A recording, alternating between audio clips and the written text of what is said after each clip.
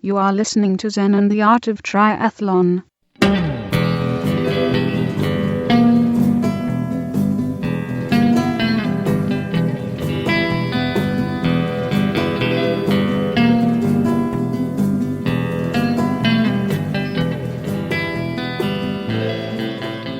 Well, hey there, all you tri freaks and geeks, and welcome to another great episode of Zen and the Art of Triathlon, the podcast where we cover lots of tips and tricks on how to make the world's most difficult and complicated sport more simple with lots of little things, including a little bit of Zen here and there, all to help you keep your sanity and keep it straight and keep you having fun and getting it done. All right, on today's episode, we have an interview with Jocelyn McCauley. She got 10th at Ironman Texas with quite a remarkable finish that we're going to talk about. And also, after the interview, because we recorded this a couple weeks ago, she did Boulder 70.3, and I think she got 12th. But anyway, she's a pro female, and it's an awesome interview. We cover all kinds of things. I think we talk an hour and a half, all about training, tips and tricks at the pro level and what it's like being a pro and how to get it done. And also, every 4, 5, 6 episodes, I need to reintroduce myself to new listeners. My name is Brett Blankner. I'm a triathlon coach. I've been doing Ironmans, for 10 years, 11 years. I've done a whole bunch of them, I think 15 Ironmans, a bunch of them self-supported. And also I've done an Ultraman, and that's like a 3-day, like double and a half Ironman. And then I've done some ultra swimming, swam across Lake Tahoe, which was 22 miles. I've done a bunch of ultra running, ultra marathons, off-road, which is mostly the Rocky Raccoon, I think, which is 50 miles, even did the 100-miler, finished that. And also really love, I come from a swimming background, and a lot of triathletes find that the hardest thing to figure out. So I've got lots of tips and tricks in this podcast series to help you figure out your swimming. I was a state finalist in freestyle, so that really helps in high school. And didn't swim in college. Wish I did, but I didn't. I had other things going on. I had a scholarship. Not a scholarship. Yeah, scholarship. I had a scholarship, very, very small one, and but didn't go to that school. And then let's see. Also, all the gadgetry and technical stuff that makes triathlon work, all the power meters and watts and cadence and Garmin's and Suuntos and things like that. I've got a lot of familiarity with. Been doing that for years and years. I've got 2 degrees from Texas A&M University, which is a engineering major research university, degrees in science fields, technical background, do lots of web and analysis and digital and techie stuff. So that's me. I'm your host. Oh my gosh, that's too much stuff. All right. And I was a lifeguard and Eagle Scout, and I don't know. It just goes on and on and on. All this crazy stuff over all these years. If you start looking back at it, because I am 42 years old. I'm an age grouper and a dad and married, and So you're looking for the podcast that covers triathlon and how to do it from your perspective. I think you found the one. Okay, let's go ahead and before we get into the interview, cover the latest in triathlon news. Let's go ahead and touch base what's going on out there in the real world. Here we go. Okay, in your triathlon news, we have Jody Swallow broke her elbow a while back and returned with a vengeance and won Ironman Cairns in Australia. That's pretty cool. And let's see, we had Escape from Alcatraz, which was a great triathlon this year. And Heather Jackson did not win it, as she usually does. She usually does win it. And let's see, but she was there. Lifetime Triathlon, Lifetime has announced a race, a Tri-Boulder Peak, with a $25,000 purse in it. I think it's a relay, so that's pretty cool. Let's see, we had Ironman 70.3 in Boulder, which we'll talk about in detail. That was a big race. And some gadget news. Suunto introduced a new GPS watch, the Spartan Ultra, which is pretty cool. I'm talking with them right now. I might get my hands on one and test it all out for you guys. It's a beautiful watch, and it's got a touch screen on it, which is pretty cool. Suunto does some pretty cool stuff. And let's see. I wonder if that's all the major stuff. Just lots and lots of triathlons going on right now, and just lots of, oh my gosh, just lots of heat and just cooking out there. We're going to talk about that in detail, about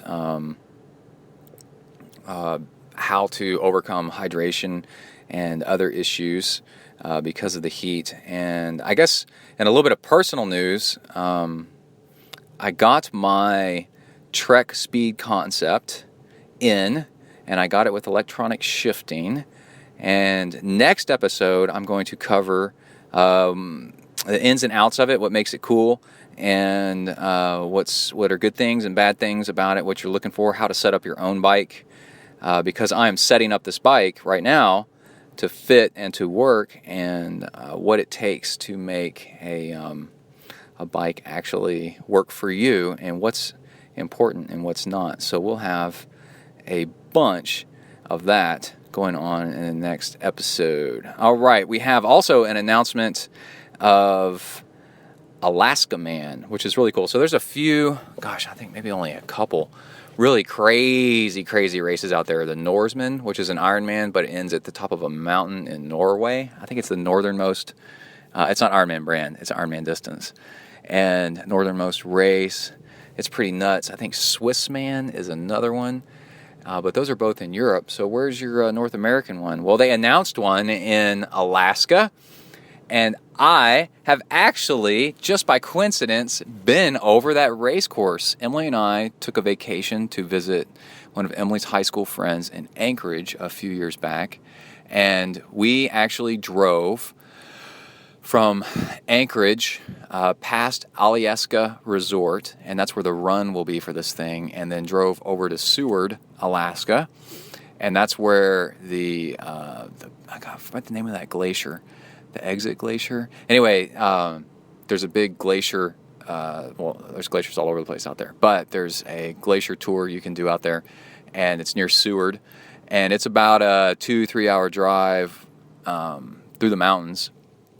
And I would really call it like crazy mountain passes or anything like that, but it's quite a ways, and it's beautiful.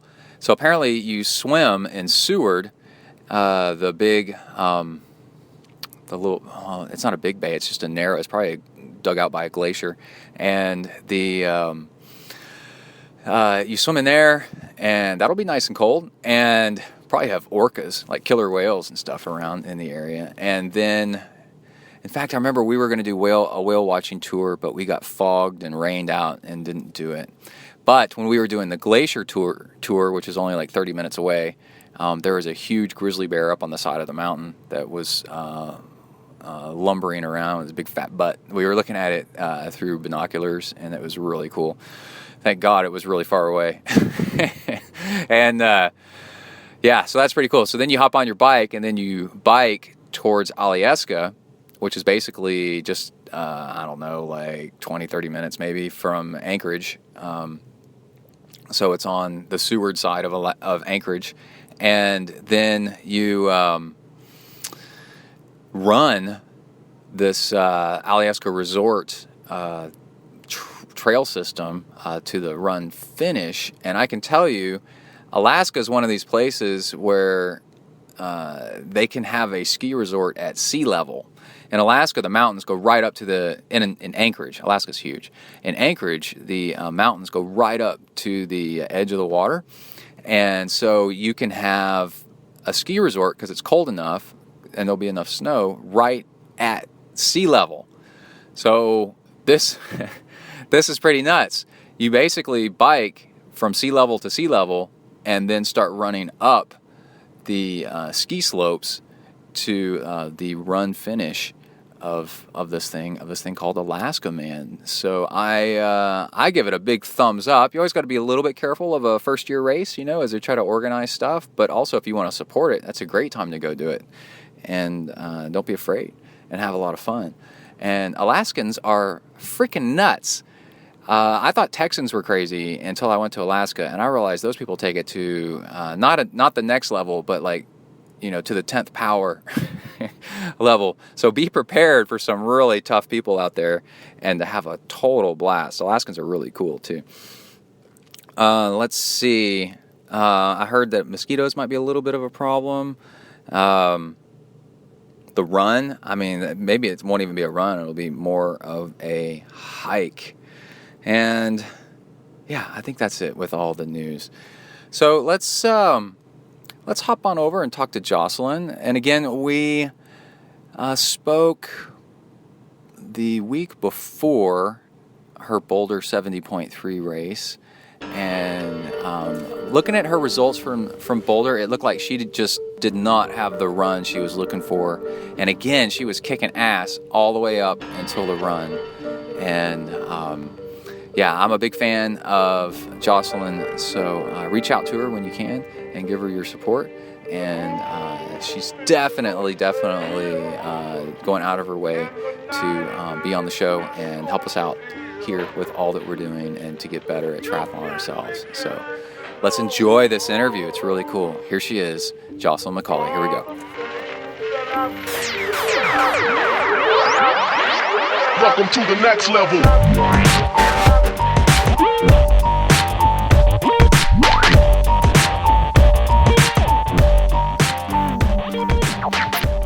Cool. All right, you ready to get started? Okay. Yes, let's do it. All right. Hello, everybody. I'm here with Jocelyn McCauley. How's it going? Good. How are you? I'm doing really good. And let's see, how are you feeling after that race? Ironman Texas? Yeah. Have you recovered yet? Yeah. I better be. So it's been 3 weeks, right? Yeah. 3 weeks. Yeah. So yeah, I'm recovered. I actually just got sick this last week. I'm all nasally right now. I can tell, but probably you can't tell. So, but yeah, it didn't take a ton to recover from. I had a lot of people asking me after that race if I was okay. So, but yeah, I'm doing a lot better and ready to go after my next race, which is actually just next week. So. Oh, what's that? Which race is that? A 70.3 Boulder. Oh, cool. Do you think that's would you consider that a high altitude race or not? Yeah, for sure. 5,500 feet, so 5,500. Yeah. You're in Ohio, so what's the elevation there? Oh, well, like 600. That's it? Yeah, no elevation whatsoever. Oh. So. Well, what do you do for, can you do anything for elevation there? I know a pro who sleeps in a one of those altitude tents, yeah. Yeah, from what I understand about research for elevation and endurance training and endurance, stuff, training at altitude, really only benefits you if you're racing at altitude. Mm-hmm. So it's the only time that it really matters. Right. So I don't have the training mask or altitude tent or anything like that, nor do I really want anything like that.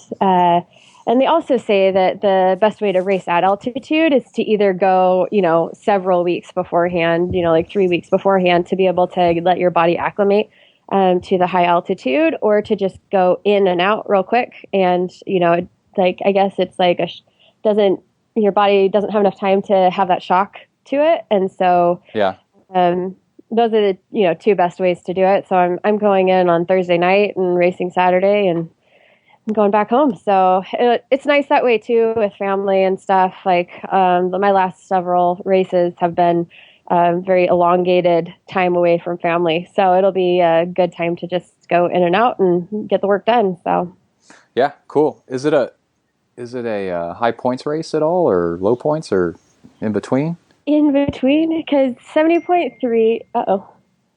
Sorry, that could have been me. No, that was me. I was trying to get a baby. Everybody's got the same tones. Yeah. Yeah, I know exactly. I'm trying to get a babysitter for tonight. So. Oh yeah. But yeah, so it's 750 points. So 70.3s are either 500, 750, or 1500 for the championship races. Oh. So it's in between. They should make that one like a 2000 because every pro on earth lives there. Yeah, every pro on earth lives there, but not every pro on earth races there. So Yeah, I know, it's weird, isn't it? Yeah, they would all race it. Yeah, it has a good field. It's not like a stellar field because I mean that weekend is also Cairns. So there's Cairns isn't a stellar field for the women either, but it is for the men. So and then Eagleman's that weekend too. So there's several races actually on that weekend. So cool. All right. Well, back to Ironman Texas. Yes. Let's see. Wonderful. Did you go into it concerned at all about all the course changes and all that stuff? And were you able to pre-drive the bike course and see how bad or not bad it was? Yeah. I got there 3 weeks before the race, or 2.5 weeks before the race, something like that. So I was able to have a good amount of time down there to acclimate and to, get all the updates that I would ever want to know on that bike course. And, Ironman athletes are very type A. Hello. All right. Are you back? Okay. Wow. What was that? I don't know. This is weird. Okay. So you were saying the Ironman athletes are very type A. Yes, and so they'll I should say, because I am an Ironman athlete, will, freak out about a lot of just little changes here and there and stuff. Not that it was a little change, but I mean, honestly, I was just really grateful that they were able to get a bike course for us to ride with, with everything. And, I don't know all the politics and all the nuances involved, nor do I really want to. I mean, but I know that there were a ton of different politics outside of Ironman's control involved with all of it. You want to? What I heard was some planning transportation group wants to push a road all the way through the Woodlands, and of course that would increase traffic down Woodlands Boulevard or whatever, and and the other side too, because there's like 2 major boulevards or something like that. Yep. Because right now they kind of T intersection into something else, and it's just not, it's not like doesn't really go too far to anything major. And this is the best I can understand. And either to fight back, because there's a lot of people in the Woodlands that don't want more traffic going through the Woodlands. And it has nothing to do with Ironman at all. The commissioner or somebody, a politician, blocked, or I don't know how he did it, but he blocked the allowance of Ironman to hold the race on that road, just as a show of force. Like, I'm going to throw a fit about something. I'm not gonna play nice because other people aren't playing nice with me and my constituents. And it had to do with other traffic situations, not Ironman. So yeah. I mean, I know that it was the commissioner right outside the Woodlands in the Magnolia area. Yeah. Which everyone rides out in Magnolia. That's like where you ride when you're in the Woodlands. So I'm sure. I'm sure that they don't really enjoy it. So there's that too. Local Magnolians. Yeah. Just annoyed with Ironman training going on year round. People riding that, and then cars having to slow down to go around cyclists like all the time on these roads with no shoulder and stuff. I mean, because they were having construction out there. Because I was out there on the roads and stuff. I mean, there were places with construction with big barriers and stuff, but there were places with construction on the course that we rode, which, when we drove it, honestly, I was terrified for my life to ride that course. I was like, oh my goodness, we there's too many places for us to get smashed by a car, or where people just aren't paying attention. Yeah, and people pulling out onto the course Exactly. out of a shopping center is my worst fear, or out of a driveway. Yeah. I was going to say, not even just a shopping center. I mean, because there were a lot of shops that you went by, but you went through so many neighborhoods that I was just like, I mean, grandma is going to pull out of her driveway wanting to go to brunch with all of her friends and, not pay attention and stuff. So, I mean, we drove it twice before the race. I didn't think, I wasn't as worried about the turns. Like, beforehand, I was really scared about all the turns. Afterward, I was scared about like maybe 2 or 3 places with turns, but I was terrified to get smashed and killed. So Yeah, by a car. Yeah.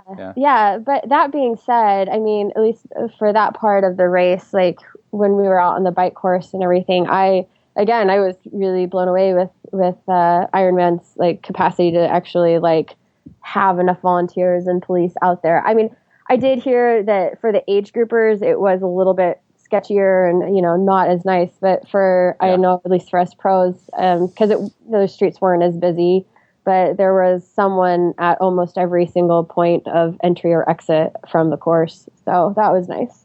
That is really nice. Yeah. Yeah. Okay, so let's see. Oh, you have a blog post people ought to read because you describe really, really well, because it was still fresh in your memory. You could totally tell of like what position you were in at different places. Yeah. And for the audience listening, like you worked your way up to 3rd or something like that, right? Yeah. 3rd pro.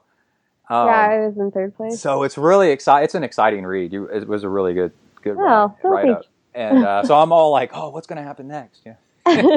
Because you're swapping positions with people and you're catching people and then the thing is your background is running, right?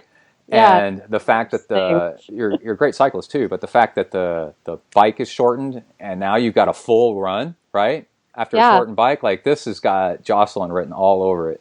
Exactly. Yeah, and it didn't. going into the race, going into the race, you were my pick for sure to be at least podium, and you were in 3rd, right?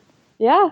Okay. Going on to the run, I was in 3rd with Becca Keat right behind me. So. Yeah, and for people that don't know yet, we're going to talk about how like you blew up like the last bit on the run, and but I was out biking and running that same day. Oh, really? And yes, I went for maybe like 70. No, I did. I saw your post. Yeah. I went for a 70-mile bike ride, and then just a training ride, but harder than I would do for an Ironman, because it was only 70 miles. Yeah. And then and probably a little bit later start. So I started the run. I was doing a brick workout. I started my run about the same time that everybody else, was starting to run, and holy crap, I about died. I ran for an hour and 15 minutes outside, and the last 15 minutes of that was me just trying to get back to the house and not puke from the heat. And I was like, I can't believe I've been doing this race I've done Ironman Texas every year except for this year.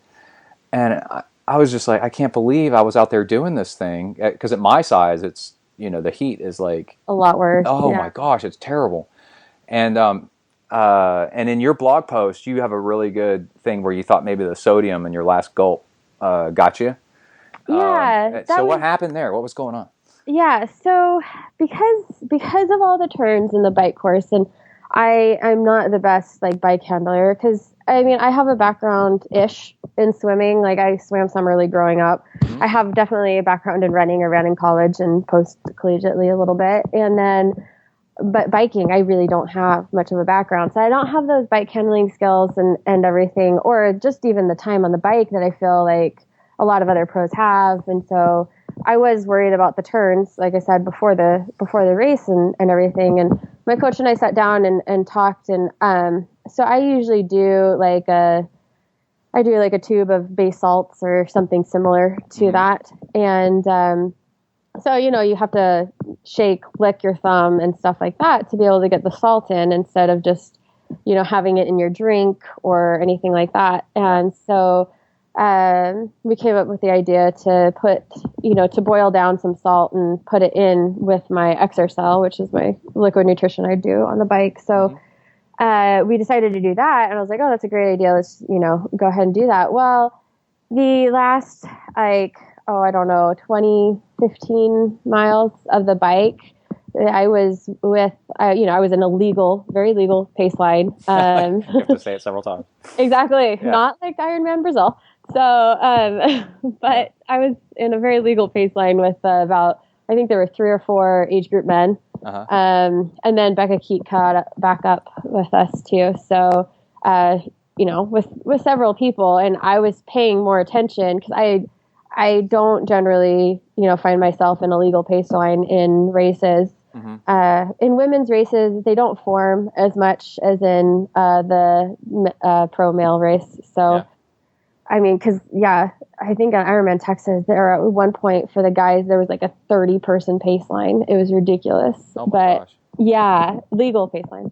So, but anyway, so I found myself in that, and I was just really cognizant of trying to make sure that I was, legal the whole time, because I had a marshal on my tail for the last, I think, 30 miles of the race. So I definitely rode a legal race because I had her there the whole time. So, so I was more caught up with that, thinking about that, paying attention to that. And, I didn't take in as much nutrition as I was supposed to during about, 10, 15 miles of the race. And so the last 20 minutes of the race, I decided to down a whole bunch of my nutrition. Mm-hmm. I've been there, done that. Exactly. Yeah. Well, yeah, you're going to catch up. Yeah, exactly. Yeah. And I was like, I'm in my heart rate's a lot lower than what it would be because I'm in this pace line. So, I mean, my watts are like 20 to 30 under, well, I'm assuming because I actually lost my computer on this course too at mile 20. Oh my God. So, no one found it and gave it back to you? No, I just got a new one. So, off eBay. So, yeah. So I my heart rate was lower. I was like, this is great. I'll just down some nutrition, get ready for the run. Well, I didn't think about all the salt that I had put into my nutrition to be, over an hour. Each bottle was supposed to be a little over an hour. Well, I downed a little bit less than a bottle of my nutrition, and I do about 1,000 milligrams of sodium an hour. And so I just, bombed my stomach with 1,000 milligrams of sodium, which is a ton of sodium to bomb your stomach 20 minutes right before you're getting off the bike and going to go run. Yeah.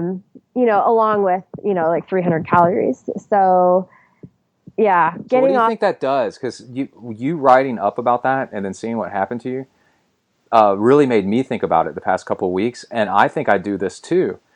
It draws water into your stomach and then makes you sick, right? And then also the water's not getting to your muscles like it should.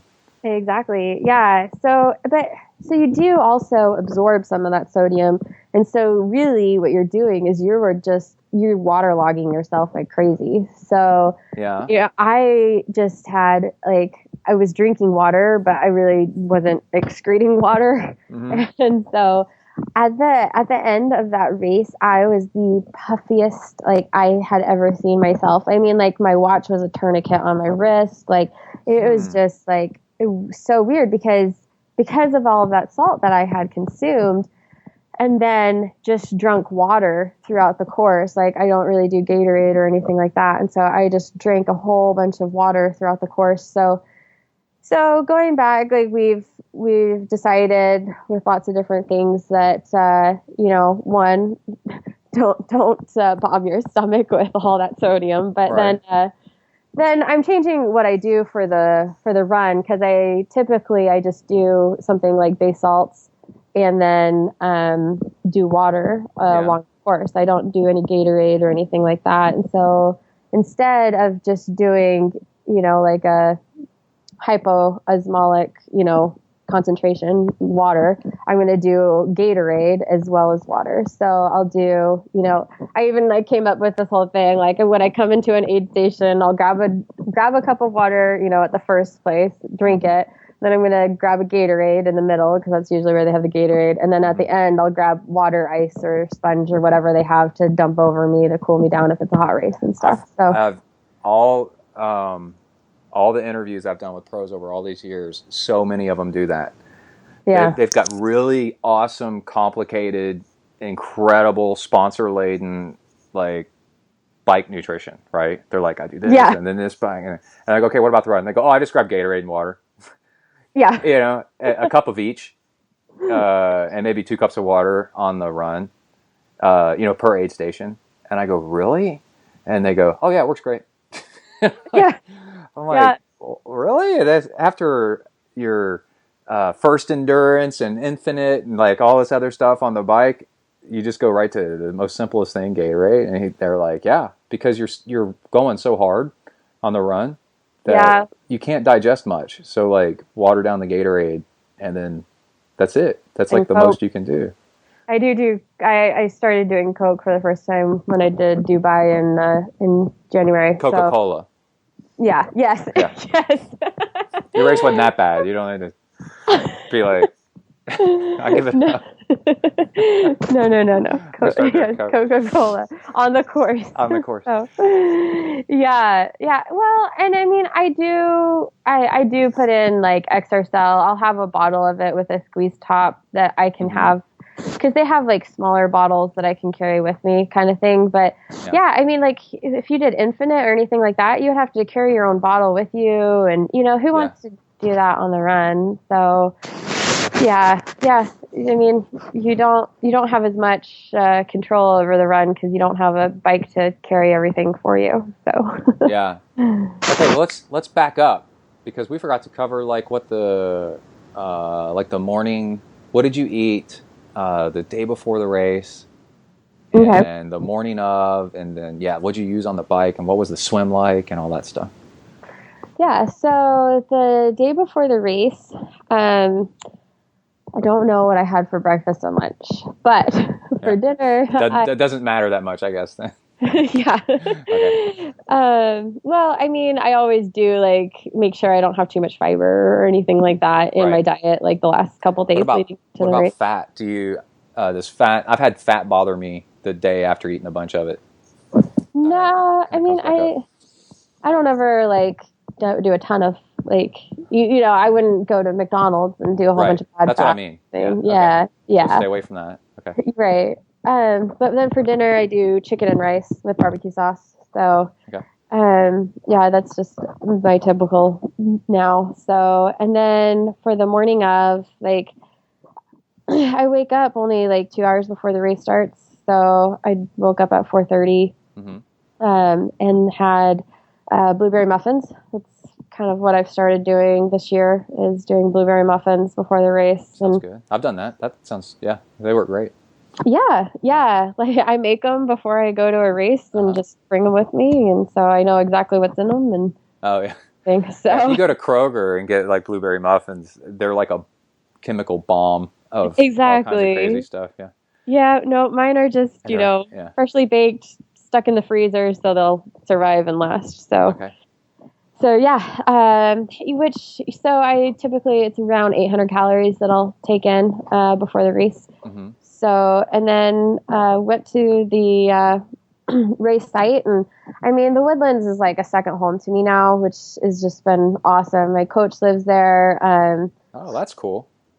Yeah. And then Tim Floyd, Magnolia Masters, who I've swum with several times now, lives there and has his squad there. And so, and then, just being down there for training camps and different things like that, I've been able to really get to know a lot of people down there. And I have a homestay that I've stayed with several times that I just love their family. And so it's just like a second home, which I love. So, going to the race site and everything, like I kept seeing everyone who I knew and, hey, how's it going? It was just like a training day with all my best friends. So, because one of my coach's other athletes, Matt Hansen, he won it last year.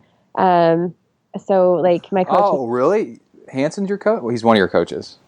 Matt Hansen is an athlete of my coach. Yeah. Oh, an athlete of your coach. Okay. Yeah. Yes. But he does. sense. He coaches as well. So, but yeah. So, like my coach got a VIP pass to come into transition and stuff. So that was a lot of fun to have him there and make sure everything on my bike was good and, you know, all of that. So, and then, my physical therapist from Cincinnati actually came down to watch the race. So that was cool to see him. And one of my best friends from college who I ran with and lived with, roommates with and stuff, came down to watch the race. So that was a lot of fun to be able to see them before the race and out on the course and stuff.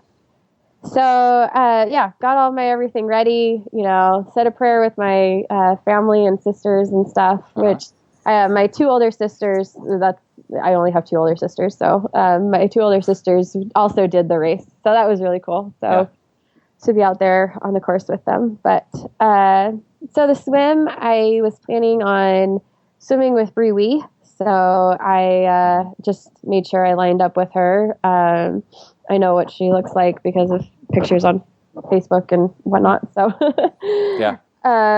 I've seen her one time racing, and I was like, "That's a pro."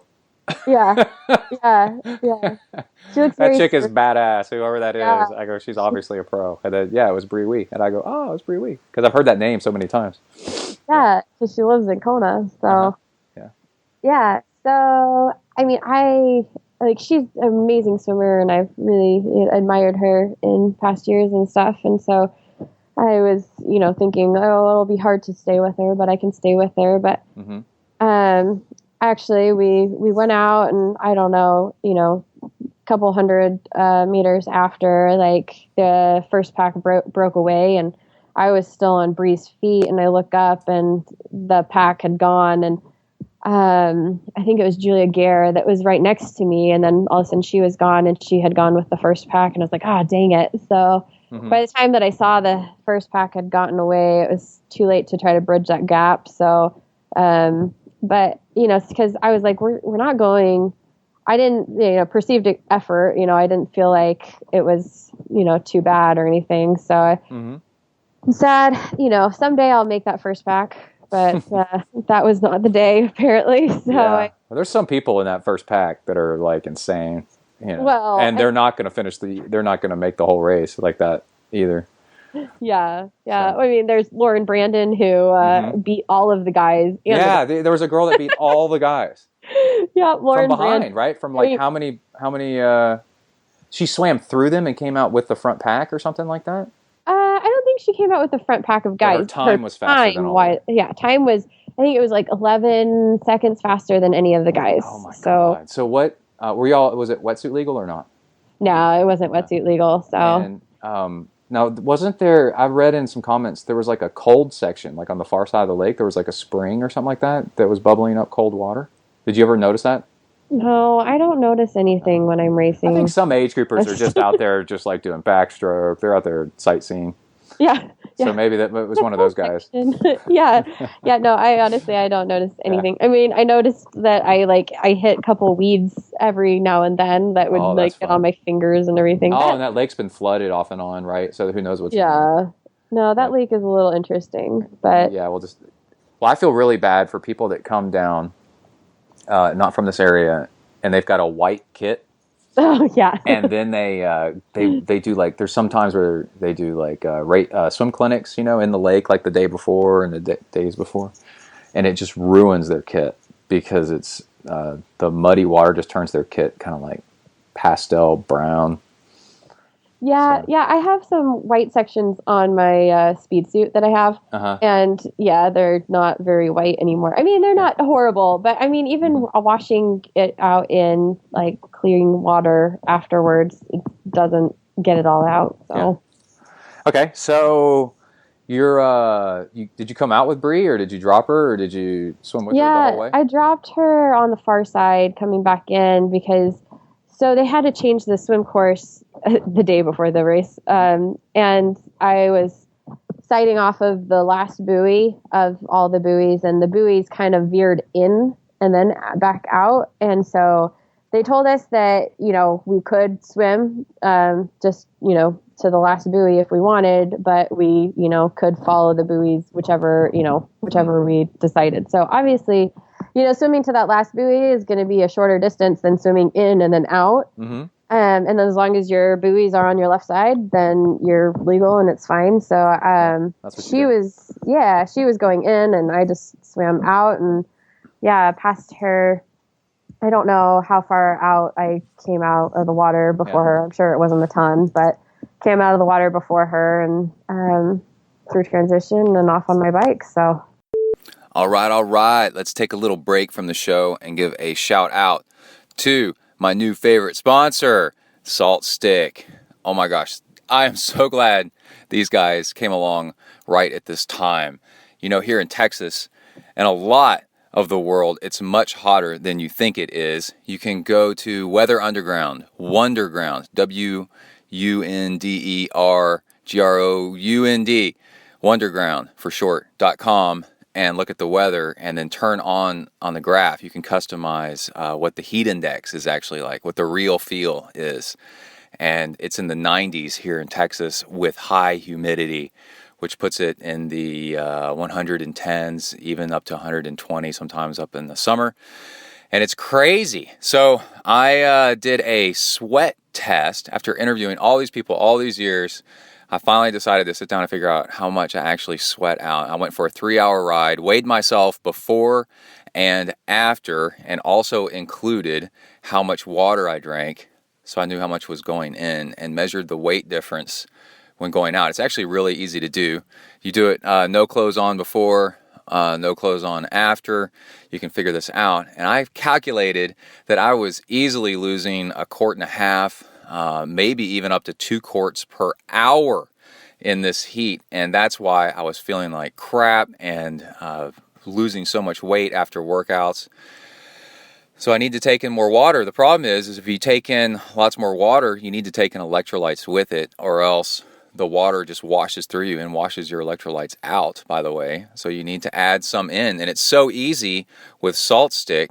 Oh, and after these long workouts, I can tell I needed some electrolytes and salt because I was craving salt like crazy towards the end of the workout and also the rest of the day. And then that leads you to overeating foods that are bad for you, like French fries and potato chips and stuff that are real salty. So you can prevent a whole bunch of this by taking in the right amount of sodium and all the other good stuff right from the beginning with your water. Now, the coolest thing about Salt Stick is the capsules, because as it says on the back of the bottle of the capsules, you can actually determine how much is in each capsule, and then you can measure out how much you want for your ride. So I figured out to try, and you can try different things and see what works best for you, 1 capsule per bottle of water, right? And I'm drinking 2 bottles of water per hour, so it's super easy. That's the cool thing. That's the Zen thing, is it's so simple.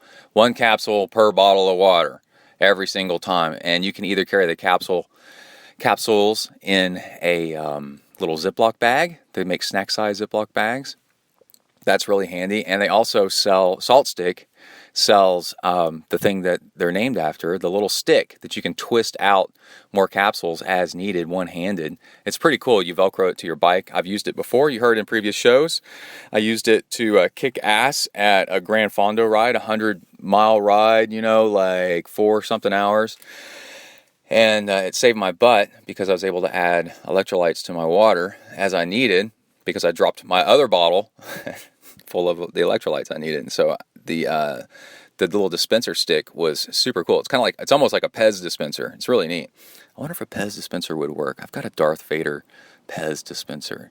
Its head pops open and it goes, I am your salt dispenser. Anyway, the cool thing is, let's see, you can read right on the bottle, 215 milligrams of sodium. That's really cool. And it's got 63 milligrams of potassium, 22 milligrams calcium, 11 milligrams of magnesium, 100% of your vitamin D, which is huge, right? And I saw on their website, Salt Stick actually makes a one with some calcium citrate in it as well, if you want that instead, or in addition to.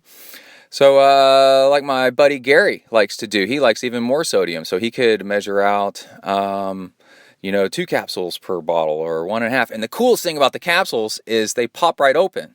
So you can easily sprinkle them in some water. I'm about to do a workout right now, and I made some homemade mix of Gatorade and maltodextrin powder. And to add in additional salt, I opened up a capsule of salt stick and just poured it in there and shook it right up, and it mixes right in. It's super cool. Or you can take the capsule, put it right in your fuel hole, in your salt hole.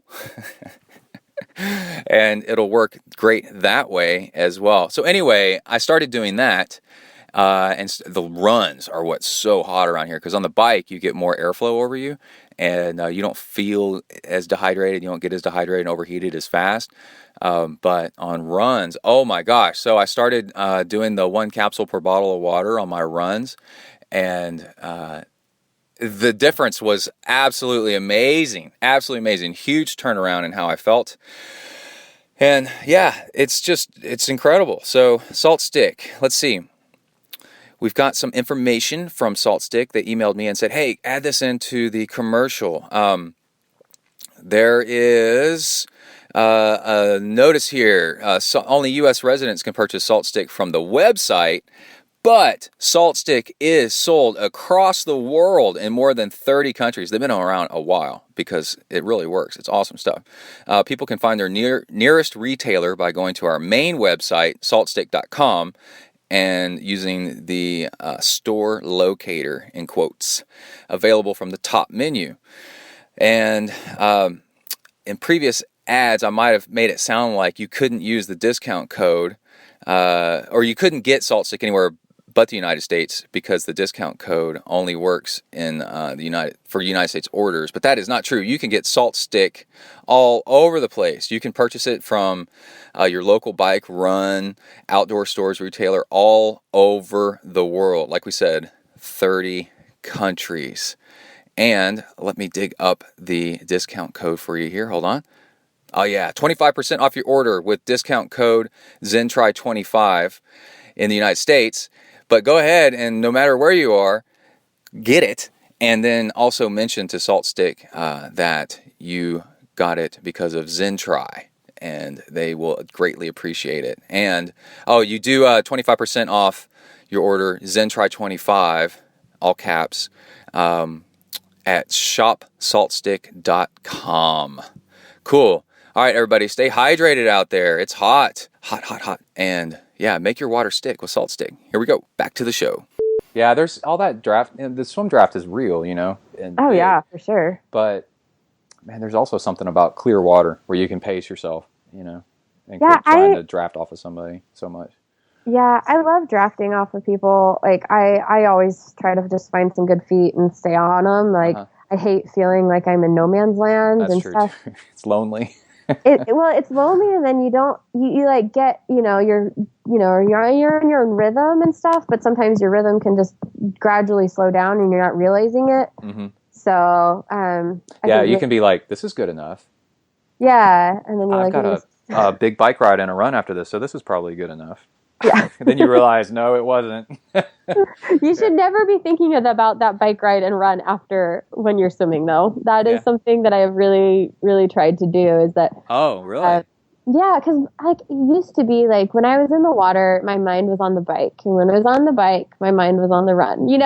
Like you need to be more present in the moment and really be focusing on the here and now. I mean, my coach has said several times, slow down your mind to be able to speed up. That's what you need to do. And his mantra for me is hurry slowly. So I need to just hurry slow. I mean, yeah. That's like your Zen monk name. Hurry slowly. Exactly. They name people what they need the most. Oh, yeah. Because he calls me, I'm also Taz, like Tasmanian devil. So I am a little spastic sometimes. Yeah. So. But or they'll name somebody that has that forgets stuff all the time. Remember? They'll name them I don't know, like Tibetan or Chinese word for memory. Yeah. But people will be like, "Why's your name that? You're terrible at that." And they're like, "Yeah, so every time somebody says my name, I'll remember to work on that." So what's your Zen name? Work on Runs great. Runs well in heat. That's my Indian name. Because I don't. So I need to work on it always. Always. Yeah. So you get out of the swim, and now the transition area is in that parking lot next to the lake, right? Yeah. Instead of that grassy park. So I now know. You're in a parking lot. So which one's better? Sorry, what? Which one's better? I've heard people like the parking lot better. But what did you like? I honestly didn't care one way or the other. I mean, I remember last year it was so flooded and rainy and stuff that the grassy field was like, it was just trashed with mud everywhere and stuff. So, I mean, the parking lot would be better. But I mean, I don't know. I don't really care either way. So what do you keep in your transition bag coming out of the swim? Just helmet, shoes are on your bike, right? Yep, shoes are on my bike. So helmet and glasses. That's all I have in there. No wetsuit, nothing like that. Do you wear socks on the bike? No, I don't wear socks on the bike, especially when it's that hot. Yeah. Just as much airflow as I can get is all the better. What cycling shoes are you wearing? Oh gosh, Specialized of some kind. Okay. Specialized bike shoes, and on my Quintana Roo bike, which I absolutely love. So, but so I just put my glasses and helmet in there, and so I mean, a lot of people and a lot of pros put their helmet on their bike, but I'm like. Why put your helmet on your bike? You can grab your helmet and be running with it and be putting it on, like running to your bike. Once you're at your bike, like I don't want to have to take the time to put my helmet on and run out. That's a good strategy right there. Okay. Yeah, save you time, right? Yeah. Transition's all about that time saving. So, but although I did run past my bike and then and had to turn around, I was like, oh my gosh, I'm such a noob right here. Yeah. Maybe in your helmet, write directions to your bike. And then as you're putting on your helmet, you can get there.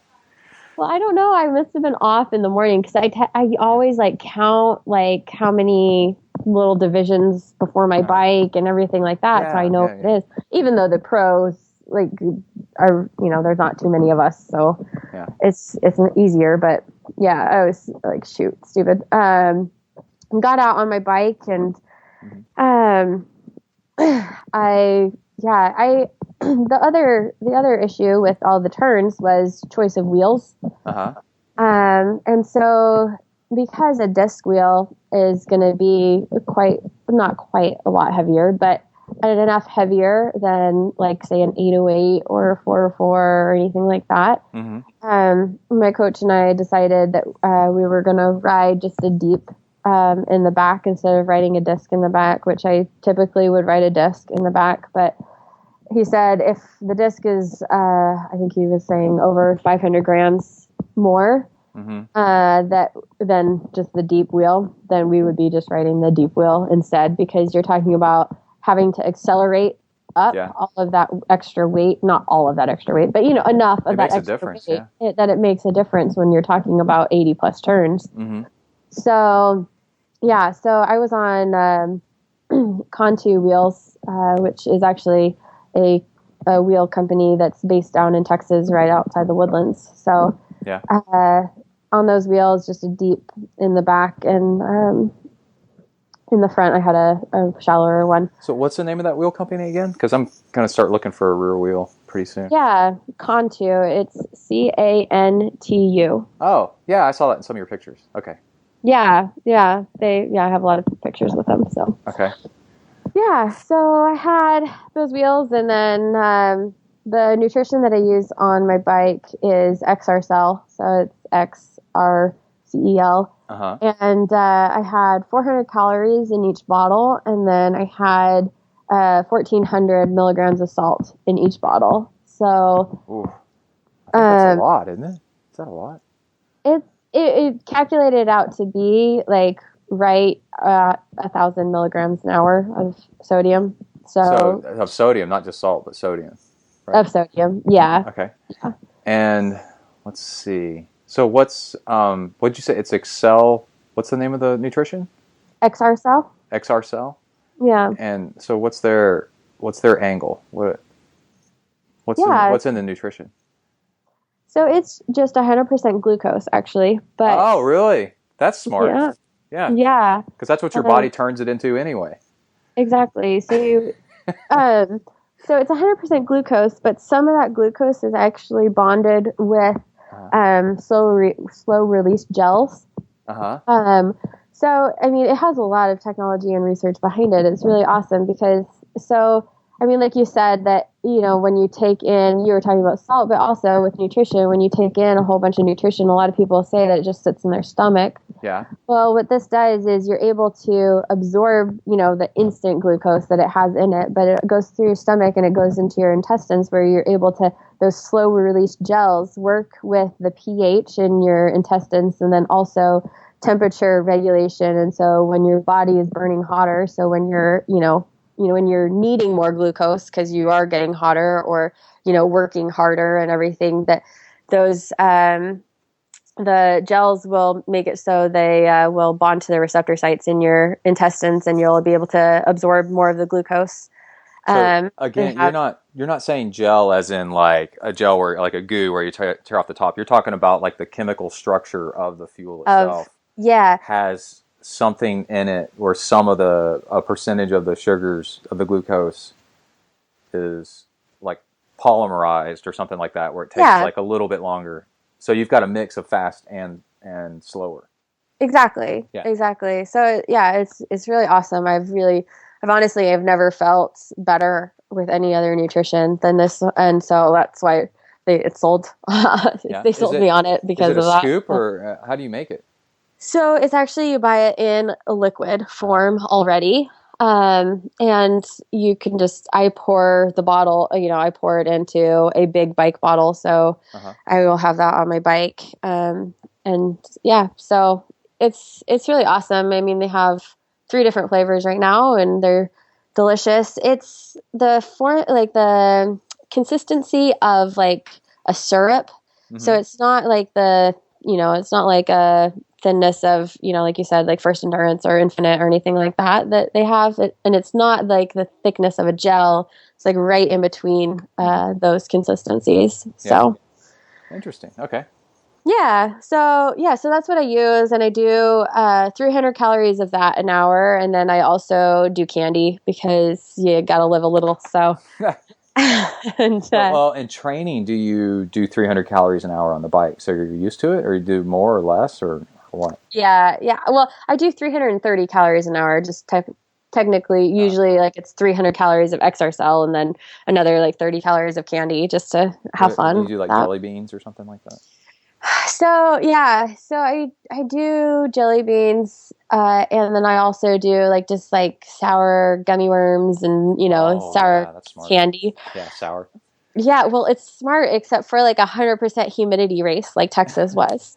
I'll have to send you this picture of my bike after the race. I had to take my bento off of my bike, and there were like these just like globs of goo all over my bike because of the humidity and like getting all like, that candy just like solidified all together in one like clump. And so I learned that maybe we need to figure out something different. So for a high humidity hot race, it didn't work out.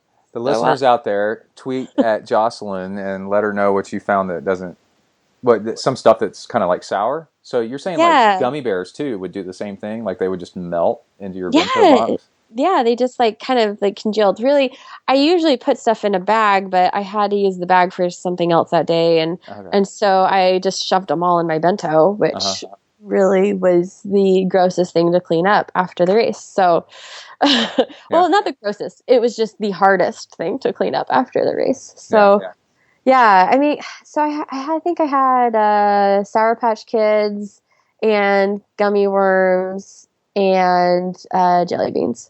Okay. Or no, I had gummy dinosaurs. That's what I had. Gummy dinosaurs.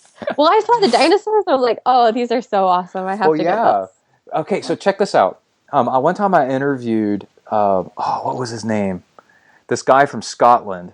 I think, and he's like the world's best, like one of the world's best long distance runners, and he does that stuff where not only does he do like road stuff, but also where they run around on a track for 6 days. Oh yeah, yeah. You know? Like it's insane. And so he holds like the English or Scottish record for distance over 600 miles, or it's insane. But anyway, in their hands, a lot of them hold something that's hollow and empty, right? So like a little canister or something with a kind of just a top on it that they can kind of fiddle with to keep their minds kind of like their hand. And I've tried it running, holding something in your hand, and then you don't want it to weigh anything, but it's just something like a talisman that you can kind of just fiddle with your fingers, and it really works. And it helps the time go by faster because you're not quite as bored because you're kind of messing with something. Yeah. So yeah, like when you do, like, you don't know what kind of dinosaur you're going to get next, right? So you're, a Stegosaurus. Exactly. Yeah. Or what color it's going to be. What is this glob? It was probably a T-Rex. Yeah. Yeah. That's cool. Yeah, it's always fun. Yeah. So, but yeah, like I said, out on the bike course, it was great. Like, it wasn't as scary as I thought. I did, so I have it's called a Q box on the back of my bike, and it makes the bike more aerodynamic. And then I've put all my flat pack stuff in this little box. Mm-hmm. And like the top popped off of it, and I was like slowly, like, I think it was going over a railroad track. There were I don't know, 4 or 5 railroad crossings that we had. And the top like popped off, and like, so throughout the course I like slowly lost my flat pack. It's like, well, I hope I don't get a flat on that. So did you know it popped off and you could just see stuff coming off? Like Yeah. I mean, I knew it popped off, and I saw some stuff drop out, and then I saw like a bike behind me, and I was like, oh, please let that not be a Marshall, please. Oh yeah, because you're like littering or something, maybe. Yeah, I mean, it's unintentional littering, but it's still. But they'll still get you for that. Yeah, so, it's still a go penalty. So I got a question. So you're racing. Let's say the top pops off, but was it still attached? No. The top so drop. It was gone. Okay. Yeah. Now, if it was still attached, do you stop and get off your bike and try to reattach it, or is that losing too much time and you just? Yeah. I mean, I was like, well, whatever. Like I was pretty sure. Like we did stuff to my tires and tubes and stuff to try to make it so if I got a flat that it wouldn't be a problem, and to prevent flat and stuff like that. Mm-hmm. So yeah. So I wasn't too terribly scared about getting a flat. And so I was like, well, it'll be what it'll be. I'm not going to stop and get the stuff. And did you pass AJ Thomas with his it seems to be a ritual to get like nails in his tires? And oh no. Did you see him on the side of the road and wave at him as you went by? I don't know. AJ Balco, not AJ Thomas. AJ Balco. Oh, AJ Balco. Yeah. I don't pay attention to anything around me. I just pay attention to go. Yeah. So, I mean, I guess I do pay attention to the girls that I'm passing and what's happening and stuff like that. But the guys, if it's a guy, I don't, doesn't matter to me. So. You hear that, guys? No one cares. Yeah. You're not impressing any of the ladies out there. They don't care.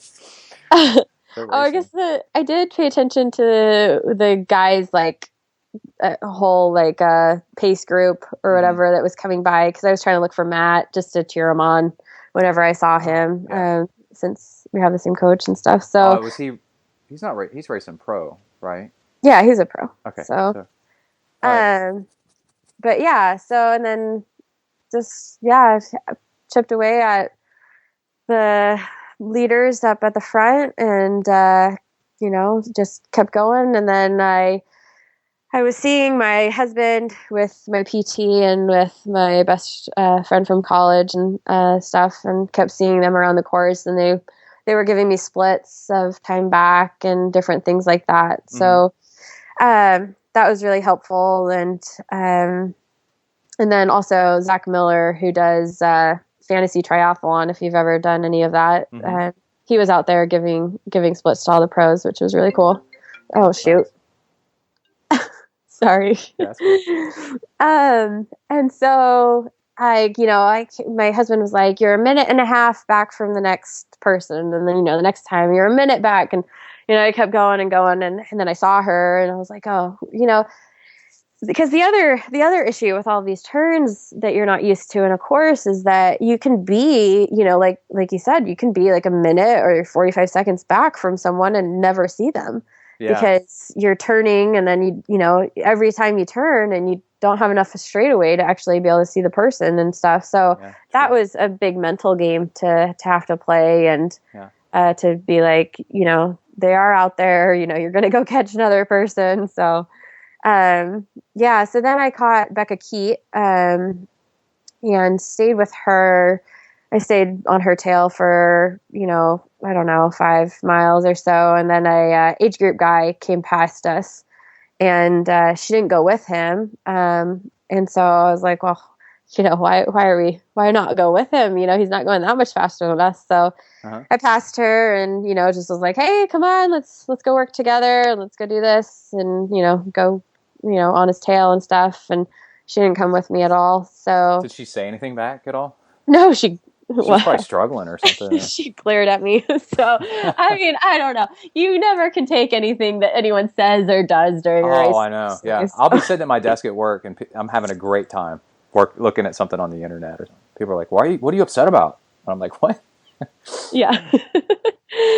Yeah. So past her, went off with this guy, and then I don't know, like several miles later, well, I got to see my daughter, which was just awesome to see her out on the course. But, then several miles later, like 3 age group guys came up on us and passed us, and Becca Keat had caught the tail of them and gotten a ride back up to us. And then all of us, the 4 age group guys and me and Becca Keat kept going, and we caught up to Alicia Kay, and passed her up, and then I went into transition. And so, Becca got off the bike. She was like right in front of me when she got off the bike going into transition. But I got out of transition before her, which is I think the first time that's ever happened in my life. So I usually have really long transition times, but apparently I'm doing a lot better on those. So, just got out on the run, and it's always fun to have that bike waiting for you out of transition to be your bike guide on the run course. So. Oh yeah, so you had you were third place. They were third place female coming through, right? Yeah, he was like the coolest bike escort I've ever had. Meaning I've only had 2 bike escorts, so that's not really much to compare.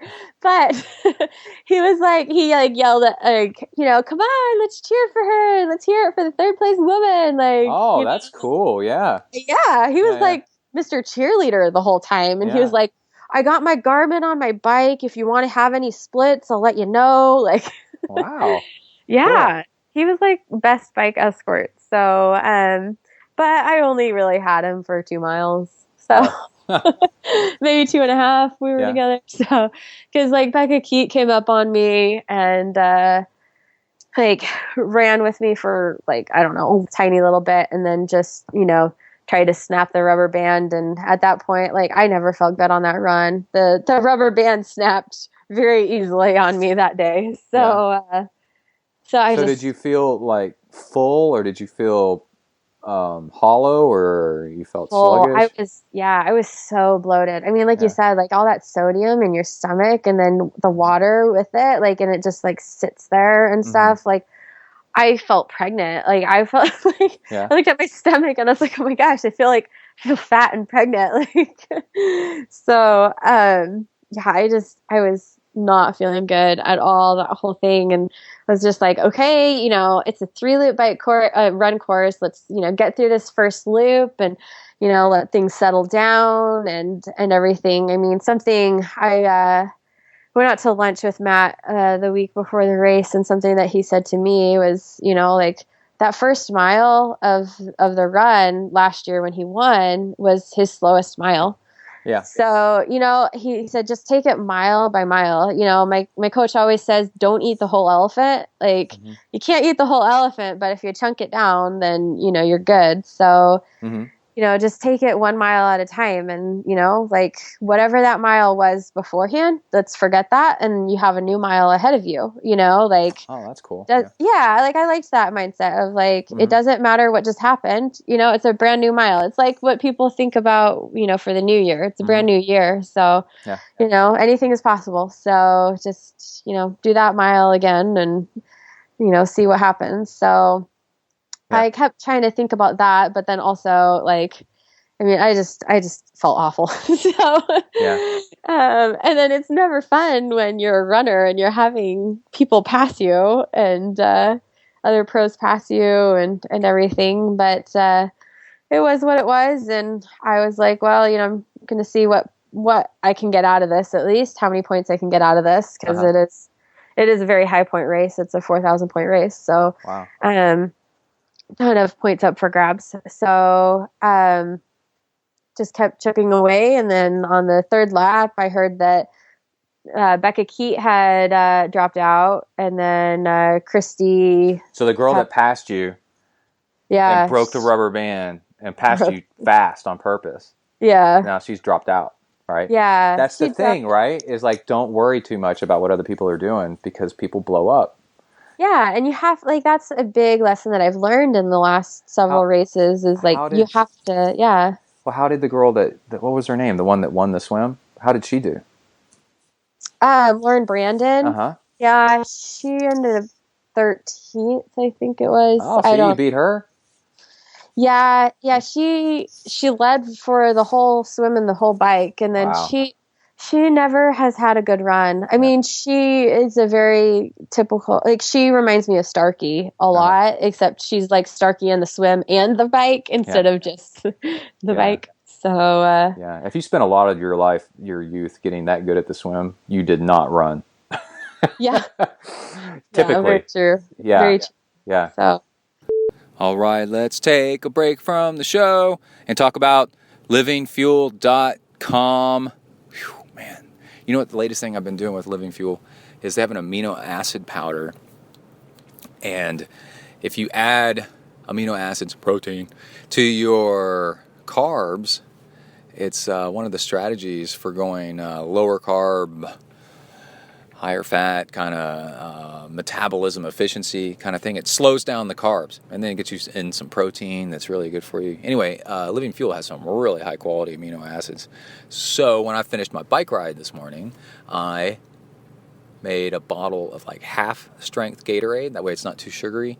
And then some of those amino acids from Living Fuel. It's really cool. But I've got a message for Living Fuel, by the way. I am out of the green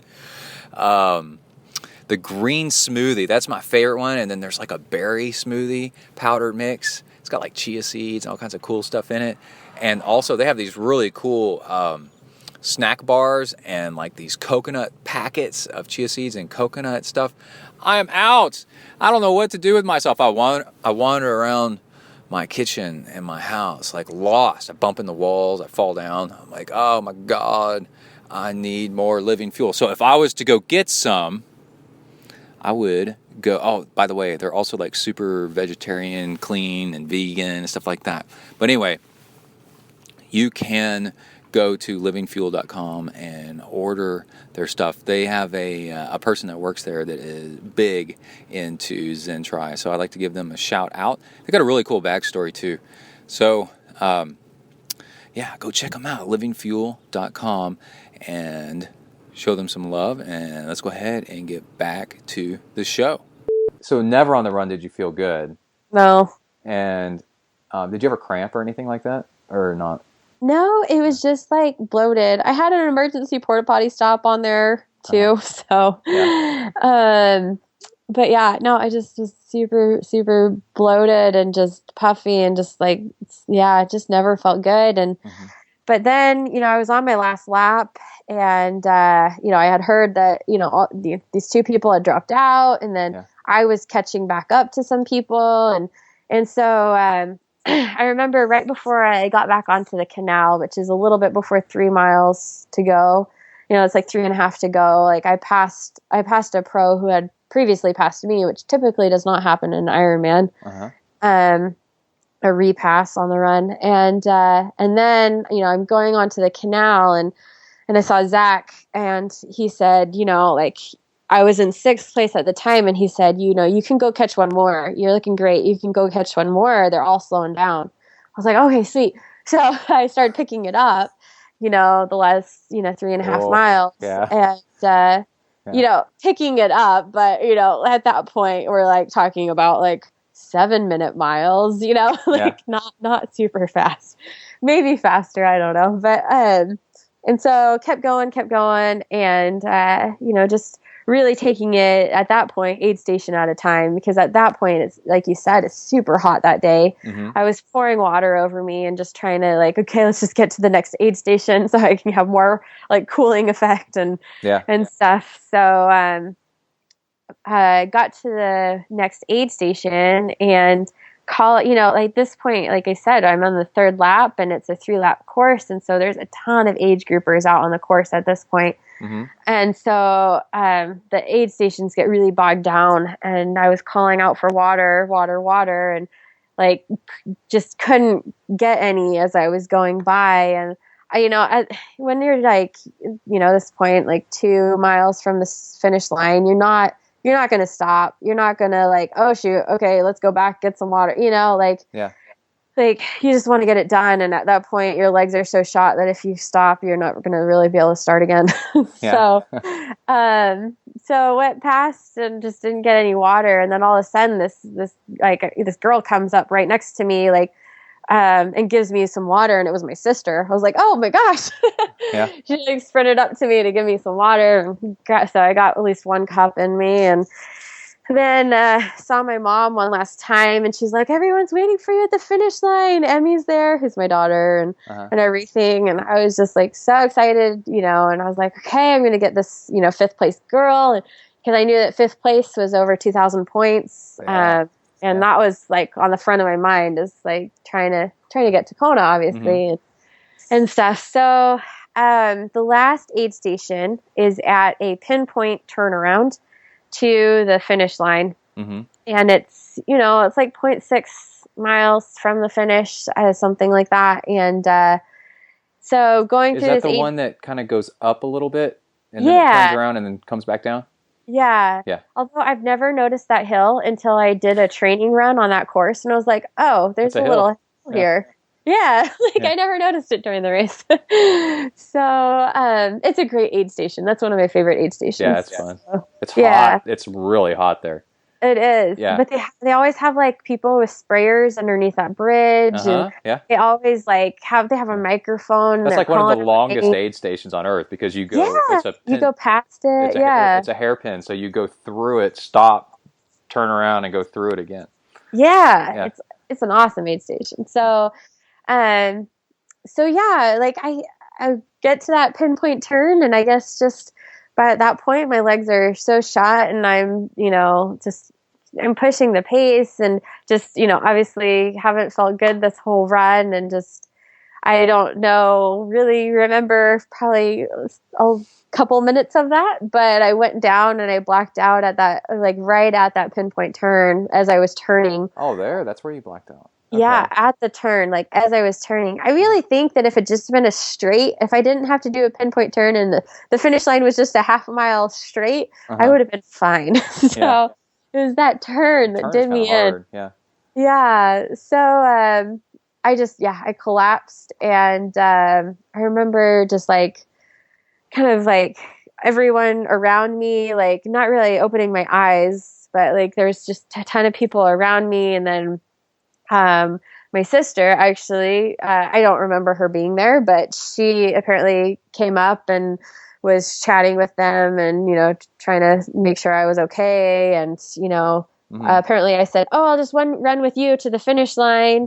But I kept trying to stand up and I kept collapsing and like they would help me stand up. But then, like I would try to go forward and they can't help you do forward motion, progress. So they would let go and I would collapse back down and I mean, I remember, well, my sister told me later that they said, does she always talk like this?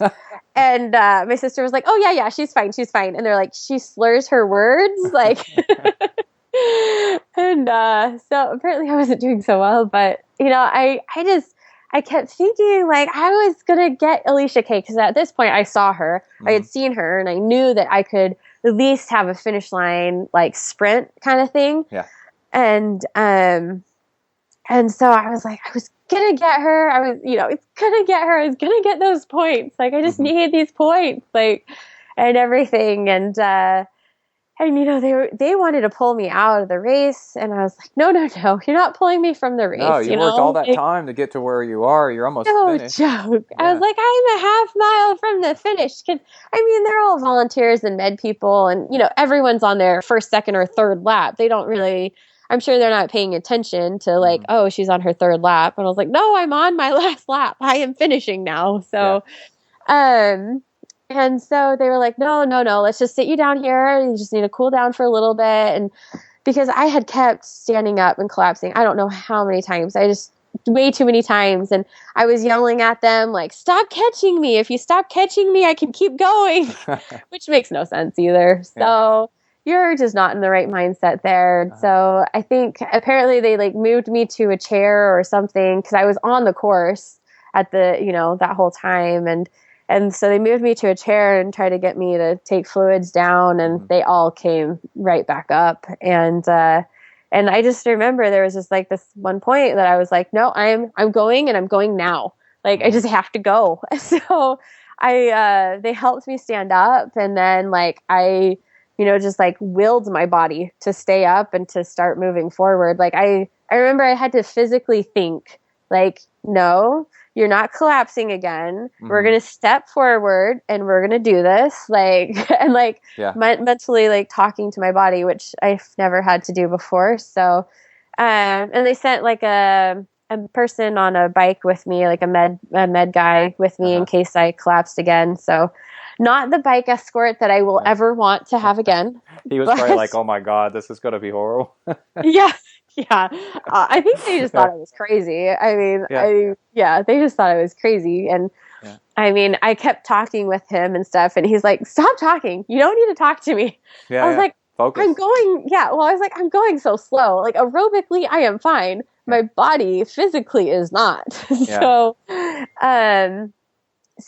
I just, kept going and jogged. I don't even know if you can call it a jog, what I was doing. I was like, it was like that typical, like you see and you're like, I never want to have to look like that or feel like that. And it was that typical thing. And I mean, like I was hoping to see my family, but like no one was there because they were all out looking for me on the course. And really?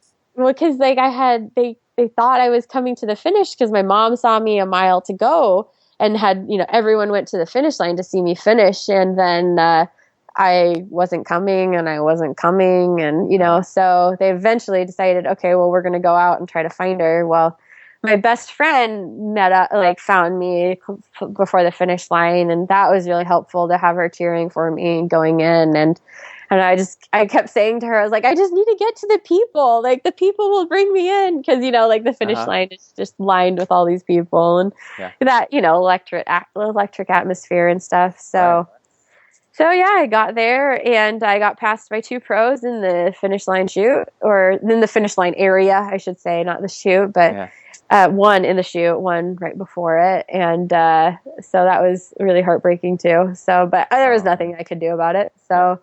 And then crossed that line, and I was just like looking for, as I was crossing the line, I was collapsing, and like this guy ran up and caught me right away with this other woman. I just like went into their arms. They had to get a wheelchair, and I went into a wheelchair, and they wheeled me right to the med tent. So.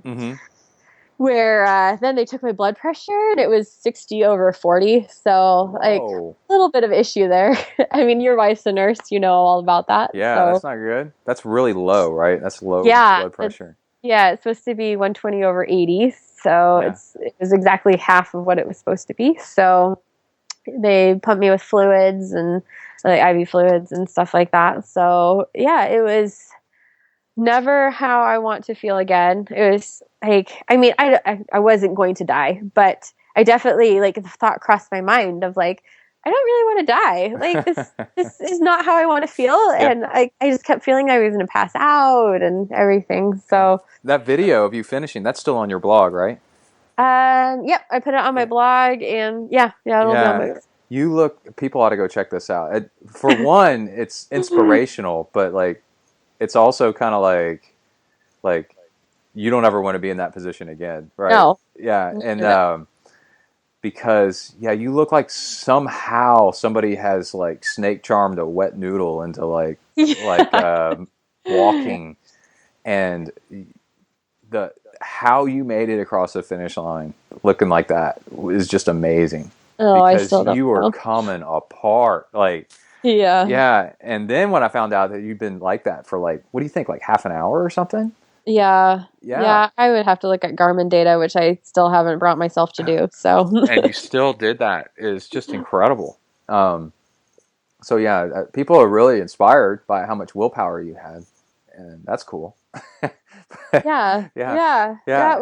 It's I mean, like like I said in my blog, like, I mean, like, I have a lot of emotions and everything about that finish. And like you said, a lot of people have said it's inspirational and everything like that. But like, I mean, I'm not trying to be negative about it, but honestly, like, I don't see it like that. Like, I still see it as just like a misexecution of my race plan. I just failure to really, get all that nutrition dialed down and exactly what I needed, and made that mistake of bombing my stomach with electrolytes and everything like that. And, like, yes, it's awesome that I finished, and I'm glad that I have, seen what my body can do and been able to push myself to that limit and know what that limit feels like and when I'm going to hit that limit and, go deep down into that well. And I think at least in my workouts lately, the last couple of weeks, I've done, some pretty hard, intense 70.3 kind of effort workouts, and really been able to dig a lot deeper in myself than I have been able to before. And I really think that it's because I've felt that, and I know how that feels, and I know, what, where that is and everything like that. But it was what it was. And I had one of my other triathlete friends who saw that video said, if I ever need a laugh, no offense, but I am pulling that video up because it is hilarious. Hey, I wasn't laughing. I was like, oh my gosh. There's several different reactions. Yeah. Like, whoa. That is the final steps before you need to go to the hospital. When you look like that, the next step, if you keep going, like if you had to go another mile or something like that, then it would have been toast. But I remember my first ever half Ironman was out in Lubbock, and that's a really hard course. And I crossed the finish line, and it was a nightmare. Like, the whole run was just terrible. I probably ran a mile of it. I don't know if I was puking or not, but just like a horrible, horrible run. Just a total implosion. And then I crossed the finish line, and this guy right behind me goes, "Man, you are so inspirational." And I was like, what? Because like, this is like a 6.5 hour half Ironman, right? Like, not fast, like just totally terrible race. And my expectations was I actually thought I was going to do pretty good. And and I go, "What are you talking about?" And he goes, "You looked so terrible." And I was behind you the whole time, but you just would not stop, even though it looked like you should have. And I was like, "Oh, okay, I guess so." It's different perspectives, right? I think that it's great to have all those perspectives. And I mean, like, the other thing that I took away from it was, like, people have always asked me, like, why do you do this? And, why, what are you getting out of it? And, why and stuff. And, there's several different answers that I always pull up. And, one is that I want to see the best that I can be against the best that there is out there. Yeah. And then number two is that I think that God has given me this talent that I need to, expound upon, and also, help, share his glory and everything. And then also my family, they keep me motivated, and to be able to show my daughter, like, dreams are possible and can come true, and that you can do what you set your mind to. And it was just good it was good to realize that when I was there, that half mile or more from the finish line, and incapacitated, to be able to, stand up and go on my own, at least at that point, like, those were the things that were coming to my mind and coming to my memory of like I said, I was just thinking about those points to be able to get to Kona, to be able to compete against like a world-class field. Yeah. I prayed, obviously, at that point. What else are you doing? And then I just kept thinking about all of my family gathered there at the finish line to be there for me and everything. And so, and my two sisters who are still out on the course. And so it was really, seeing where that limit was, and then knowing that what I actually say to people, like why I do this, was actually honestly the things that are, that came to my mind and came to my memory, like when I really needed them to, and when I needed that, willpower to be able to do it. So yeah, I agree with you. Like I honestly don't know why I do it, but it's just the feeling of driving yourself. Yeah. And you're doing this after growing up playing all these different team sports, and things, the team has to work cohesively for everything to work out right, like say basketball or or soccer, and this is all you, and everything you do matters, and to show yourself, not even anybody else really, right, but to show yourself or your higher power or whatever, like what, how bad you want it, and how much you can do if you put everything into something. And then the other thing is, let's say that your nutrition went well, right, for the run, and now if you look at where you would have landed, and this is a North American Championship, right? This is a huge high points race. So what do you think? Like, your potential was like 5th to 7th or something like that, or what do you think? If you had the run that you could have had, like if you looked at your run time, what do you normally run in a hot marathon? Or like you've done Ironman Texas before, so what have you run in the marathon there before? Well, I mean, my fitness is not anywhere near where it was last year, meaning that it is a lot better than where it was like last year or the year before or anything like that. Because I mean, my fastest Ironman marathon is like a 3:13, but I mean, like I said, like my fitness and my workouts and everything are showing, a lot higher fitness. I mean, just looking at where my bike fitness is, and everything is, a lot higher. And so obviously my run is going to be a lot higher and everything like that. So no, I definitely, I know that I had the potential, and like, I say that and now I'm going to take that back because I know that's going to sound really cocky, but I mean, I think there's a level at, there's just a place at the pro level where you have to have that confidence that it's, that it's not the cockiness that I'm trying to have. It's the confidence that I need to like exude, that I know that I could get top 3, and I could have been on the podium there. I think so too. And because you worked your way up to 3rd, and then you have to race, to kind of figure out, and you have to race in different conditions to know what not to do. Yeah. And like this, I mean, ideally you want to keep like your fuel, your salt separate from your fuel, and all that separate from your water, so that you can dose appropriately. But like how to do that in a way that works for you is so complicated. And when does it matter? Like sometimes it doesn't matter and sometimes it does. And the only way you figure that out is racing a lot.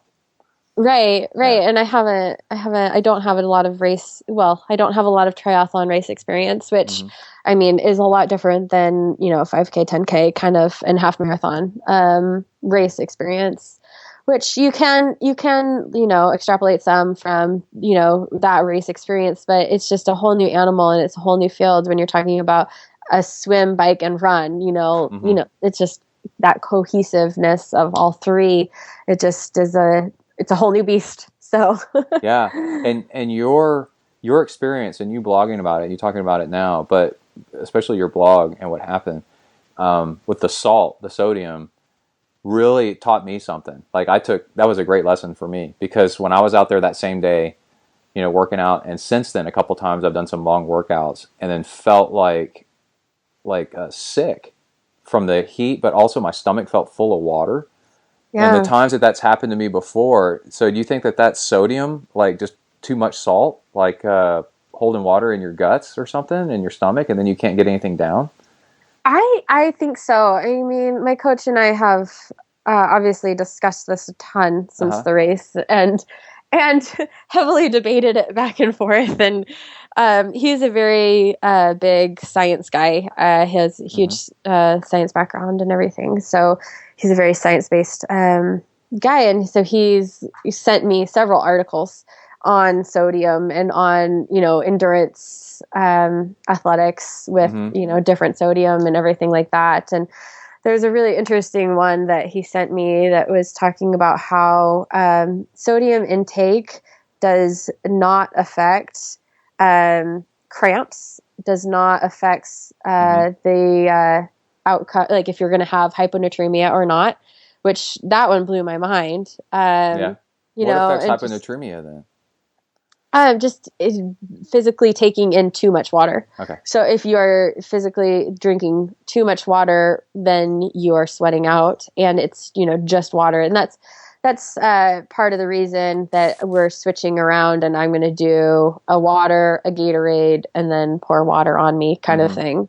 Yeah. So, or even water, 2 Gatorades, as long as it's like a 50% water to Gatorade ratio, or even higher on the Gatorade side, then great. So, but yeah, so it's just all these articles talking about that and how, maybe sodium really isn't as important as we are, making it out to be. So, I will keep you updated for sure and let you know how everything else goes. I'm going to do my next Ironman is Vineman, which starts out nice and cool, but then it gets up into the 80s and 90s. So it's dry heat, at least compared to Texas, but I'll definitely have to be on top of, my nutrition and hydration and electrolytes and everything. So, we'll definitely, I think everyone has their work in progress, be it, what their nutrition is or what their hydration is or, their gear or anything, I don't think anyone has it nailed down. And especially once you think you have it nailed down is probably when you are not going to have it nailed down. I mean, I think that there's something always bigger and better and, that you can change and make better. So, yeah, especially with Ironman. Well, yeah, especially Ironman races, and because people race year-round all around the world, you can have it nailed down, but that's for your climate and your terrain, and then you go do it somewhere else, and the fact that it's cooler and drier, and then what you're used to has you, but in your habit is to drink like X amount of water, and then now you don't need to drink anywhere near as much of that water, but you're such in the habit of doing it, now you got to stop and pee all the time. And that slows your race down, and then you like what happened? Why do I have to do that all the time? It's like, so the number one way to not get cramps is to be trained, well. Yeah, I was going to be able to be physically fit because the number one way to get cramps is to try too hard. Your muscles just start sending feedback, going no, and they start cramping up. And trying too hard means you're trying to do something too fast or too long than what you're trained for. Yeah, exactly. Yeah, people are like, why am I getting cramps? So I'm like, well, you need to slow down. It's not that you didn't get your salt in, right? What was your longest training ride? And they're like 50 miles, and you're like, that's your problem. right there. Right. I'm sure there's probably other reasons to get cramps, but not that I know of. So. Yeah. All right, let's take a break and let's talk about Amrita bars. I freaking love Amrita bars. Longtime sponsor. I've actually been trail running with their owner, and they have a good backstory as well. They were making nutrition-friendly, non-allergenic, like healthy, good food for their kid, and because he had some bad allergies, and they were trying to figure out something that was really happy and healthy for him. And the dad is a cyclist, and he's like, well, let's make it so that you can also eat it while on the bike and before workouts, during workouts, and such. And they came up with Amrita bars. And Amrita means nectar of the gods. From India is where the owner's from. So it's really cool ingredient list with lots of really neat stuff. And let me tell you another story. The other day I went for a workout and I went for a run and I ate most of a bar before the run, and I thought that I had eaten a squid that it was fighting a sperm whale at the same time and put that in my guts. And I mean, it was a nightmare. And then days before and also days after, I've also eaten Amrita bars before a workout, and it's smooth. It doesn't hurt your stomach at all. It's so much better. And they come in a really easy to handle wrapper. You can open the end of it and then take just a bite and then put the wrapper back into your jogging shorts or back into your cycling jersey or on the side of the pool. And they're actually really easy to handle, and you can kind of squeeze out more bar as you go along. And let's see, what else do they have? They reduces inflammation because it's low in allergens. It doesn't freeze. If you're going on bike rides and such or runs in really cold weather, they won't get hard. There's always nice and chewy. Great for early morning rides. That's exactly my point, is you can get up and eat half or all of an Amrita bar as much as you want and then jog out the door and your stomach will feel great. It's really, really cool. And let's see, what else do they have? We have a discount code. Well, there's a club. You get 20% off. But I want you to try discount code ZEN2016 at amritahealthfoods.com. And yeah, Zen 2016. It's really good stuff, man. Oh, it's great fuel for those bike rides. Easy to digest, but has great easy to digest fats. So you can actually carry less for longer rides. Yeah, 1 bar. Oh man, I got an 18-wheeler pulling up next to me. This is going to be in a commercial for like 3 episodes. And there's a UPS truck. Oh my God.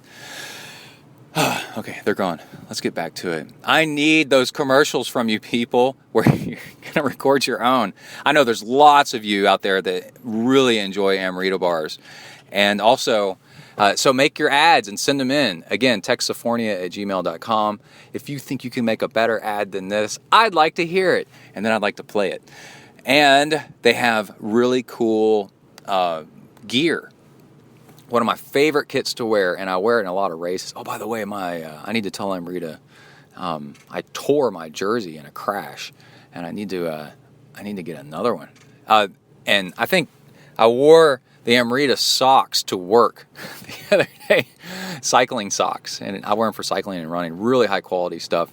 Amrita jerseys. They got a triathlon kit, cycling kit, and it's a really cool logo. It's black with kind of a rainbow colored like lotus leaf, and it's just really, really cool looking stuff.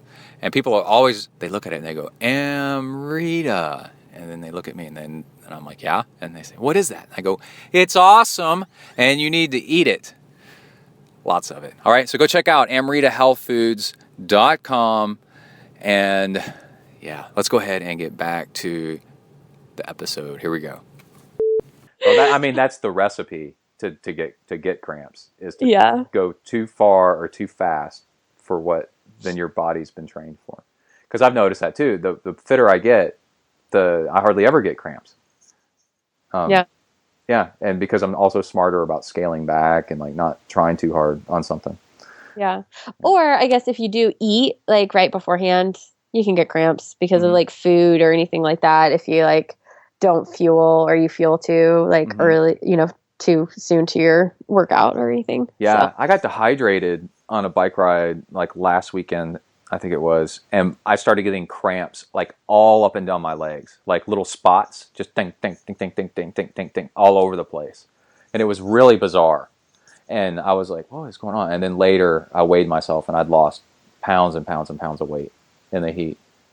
And the dehydration was stressing my leg muscles. It's a different kind of stress. It was just like, we're going to quit now. We're done. Because you haven't drank enough water. And, Yeah. So, well, cool. Well, thanks for all the update and like how it was and how bad did you feel like for the next few days? You said you recovered pretty quickly, but you didn't have to go to the hospital or anything like that, did you? No, I didn't have to go to the hospital. Okay. I just went to the med tent and they were able to pump me with enough fluids and stuff like that. I mean, I don't ever want to go to the hospital because this is the cheap triathlete in me that Oh my gosh, yeah.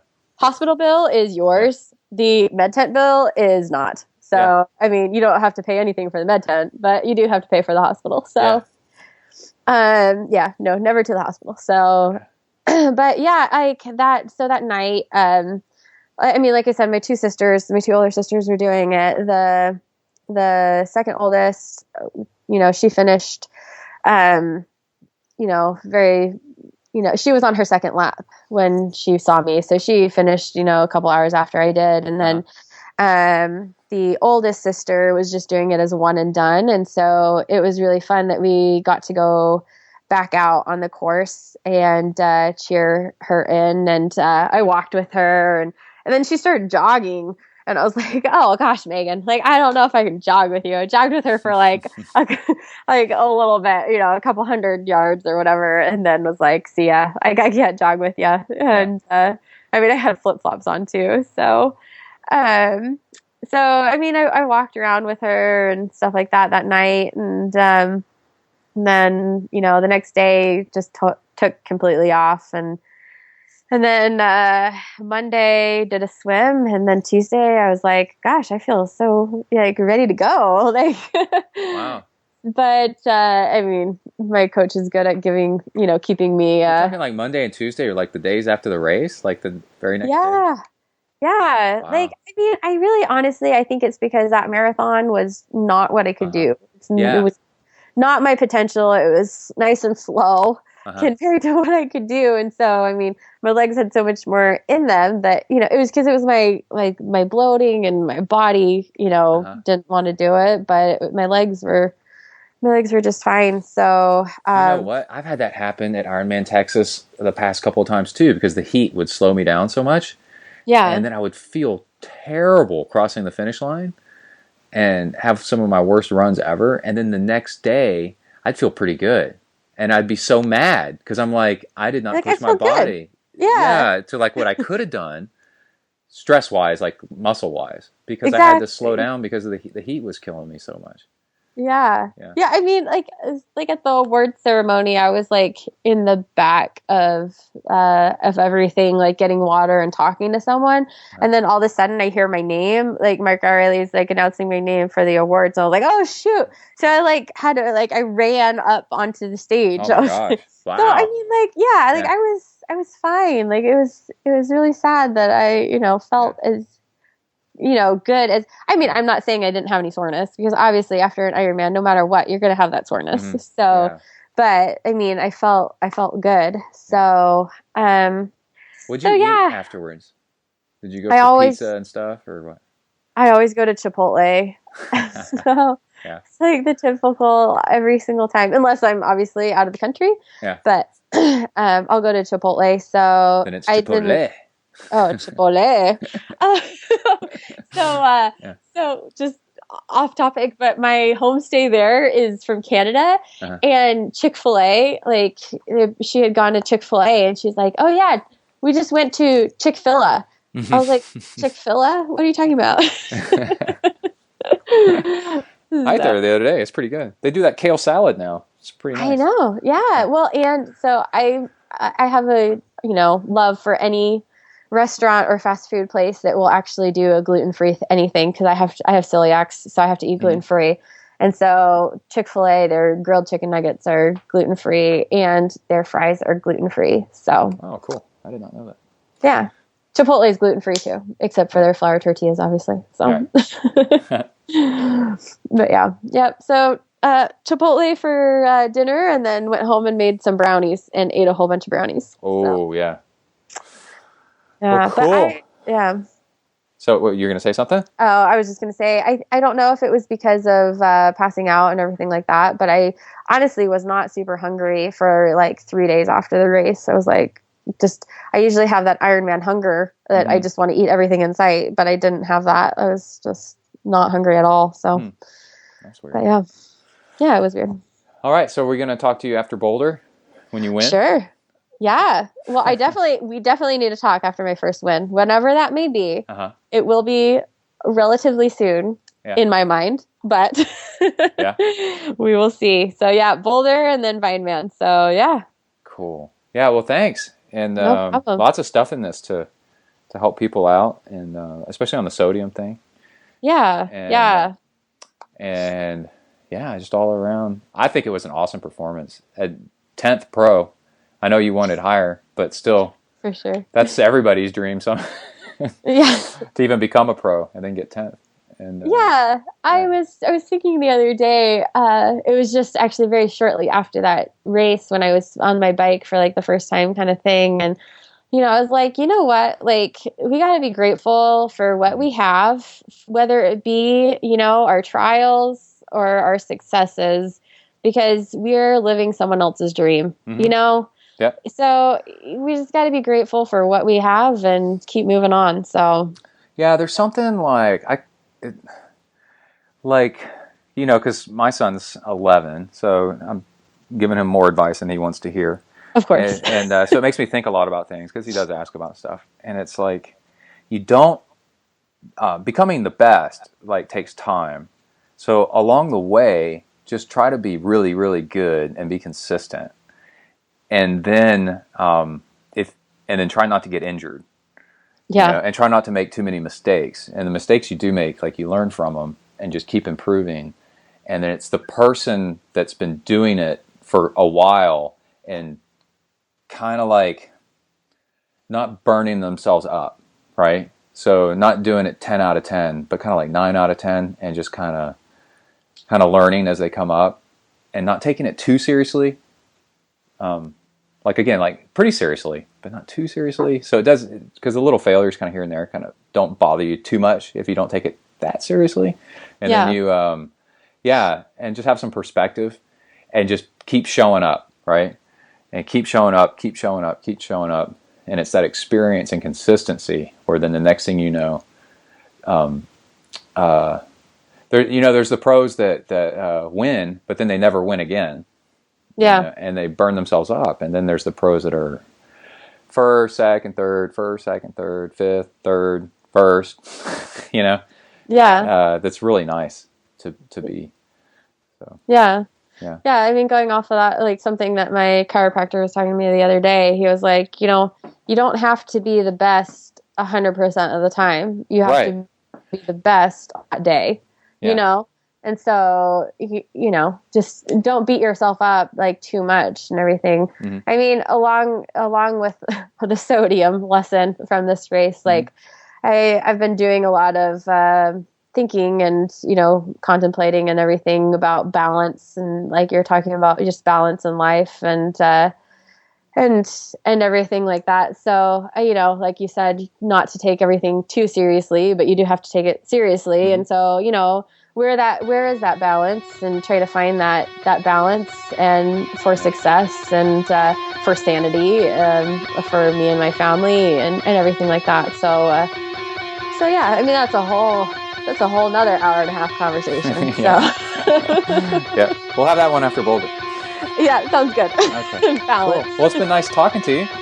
Yeah, you too. All right, we'll talk again soon. Thanks so much. Okay, no problem. Thank you. Bye. Bye.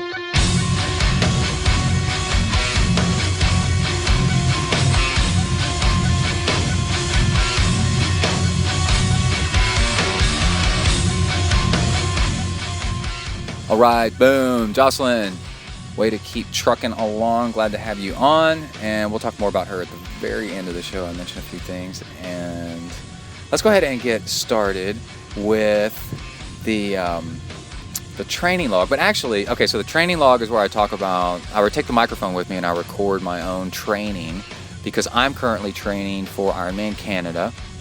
And again, doing the whole tri-bike, mega run mileage, 40, 50 miles a week. Trying to avoid more injuries than what I've got. Trying to pick up the swimming, because I myself had a broken elbow, which really screwed things up. And also parenting and just trying to fit it all in with the day job, the 40-hour-a-week job. And so that's the training log. But before we do that, we ought to mention that you can donate to ZenTri yourself by going to zentriathlon.com. And there's donation buttons on the left. And actually, along with the donation buttons, which you can do a one-time or a recurring donation, which is really cool, we also have Hornet Juice on the right, which is a really cool way for you to get this really cool amino acid powder that you mix in with your fuel, and it turns on your fat burning. It's really, really cool stuff. It's super crazy. It works really well, and it's actually, no joke, it's actually synthetic Japanese killer hornet saliva, because that's what they found turns on your fat burning. Japanese killer hornets are huge, so the distance that they can fly is crazy. It's the longest, farthest body weight to distance ratio in nature, and they do it by burning this amino acid combo in their bloodstream, and they the labs took Japanese killer hornets and tried to figure out where this is coming from, found it in their saliva, and then replicated it, and it works. I've been using it for years. They are a huge, long-time sponsor of ZenTri, and it's so cool because if you order some, then you get something cool for yourself, and you get something from New Zealand. That's where it comes from, New Zealand, and that's something that you can show off to your friends, and it's super, super cool. So let's go ahead and get started with donations and emails I get from people from Hornet Juice, because they're always really funny. James Godek sent in a donation. Karen Jackson sent in one. Simon Wright. Daniel Clemens. Brett with the coolest name in triathlon, Hoyer. Matthew Heinz. What's up, Matthew? And Brian Kemper. And Todd Nelson. Hey, Todd. How you doing, dude? Jessica Woodruff. Allison Frutos, which I know I'm not saying that right. She sent me an email on how to say it right, and I forgot what it is. Matthew Frois, and Alexander Bromage, and M. Webb with 2 B's. Tyler Moyer sent in a donation. Spiros Fetsis sent in one from Libertyville. Joseph, not Bieber, Deber. Oh, this is where when I was writing these down, I started adding little nicknames in. And Dwayne All-In Morin. Stephen the Commando Camacho. He sent in a one-time donation, and he also dropped a note. This says, great podcast, exclamation point. Just found you a couple of weeks ago, and I'm totally enjoying the show. Making my commute bearable. Love the combo of humor, music, and very relevant information. Happy to support good entertainment. From Steve. Thanks, man. Joseph Jet Ski Rogalski. Richard Gogo Trago. James the Ripple Von Hipple. Matt Kraft from Oz. From New South Wales. And Houston Standarsh Marsh. He probably knows what that is. If you know what that is, you're one cool dude. And Kipros. I wonder if I said that right. I think he sent me a message on how to say this right. Kipros says, I have ordered further Hornet Juice this morning, but unfortunately the orders are still limited to only 20. By the way, I sent an email to Hornet Juice asking when they're going to up that again, because it used to do 30, 60, and 100. And right now they're doing 20. And they said within the month they're going to change that back. It may be worth considering on your website a monthly repeat order. You're addicted. So that this process can be automated, as to be honest, 20 isn't enough. I would like to be able to order 100 every month. but that's not yet available. I swear I didn't pay for this. I didn't pay for this review. Available alternatively, I go back on your site and order 5 times, which would be bind? I don't know what that means. Any chance of a reorder system being made available on your site? Oh, man, I don't think so. That would be cool, but I'm not quite there yet. And also, greater quantities, please. Like I said, hundreds are coming back soon. On my last order, I let you know I qualified to compete in the Biathlete World Series for Team Great Britain as a Masters A, which was last weekend. Great Britain sent 58 athletes to compete in biathlete, run, swim, run. Oh, man, I would be so good at that. And triathletes shoot, swim, run, and repeat 4 times. The facilities were amazing, and it was extremely well organized. And parentheses, picked up straight from the airport, taken directly to our hotel, picked up in the morning, and dropped off to the venue and returned later to the hotel. Period. In parentheses. As it was Austria, this was an outdoor pool. Oh, gosh, I so bad want to do a British accent. I don't think I'll do it right. As opposed to a sea swim and a track run and an amazing pool. A 50-meter stainless steel pool with water so clear it was like flying. No, I'm starting to go Australian. Never mind, I'm going to give it up. You hardly noticed the temperature. For the first competition ever, I wasn't nervous the night before about competing. I was excited. I wanted to compete. Too much so and got no sleep. Smiley face. Any suggestions for keeping calm? Yeah, ashwagandha is a relaxing herb that you can find, and it's not banned or anything like that. I take it every once in a while. That really seems to relax and soothe and does not upset the stomach. It doesn't seem to do anything except relax you. It's pretty cool.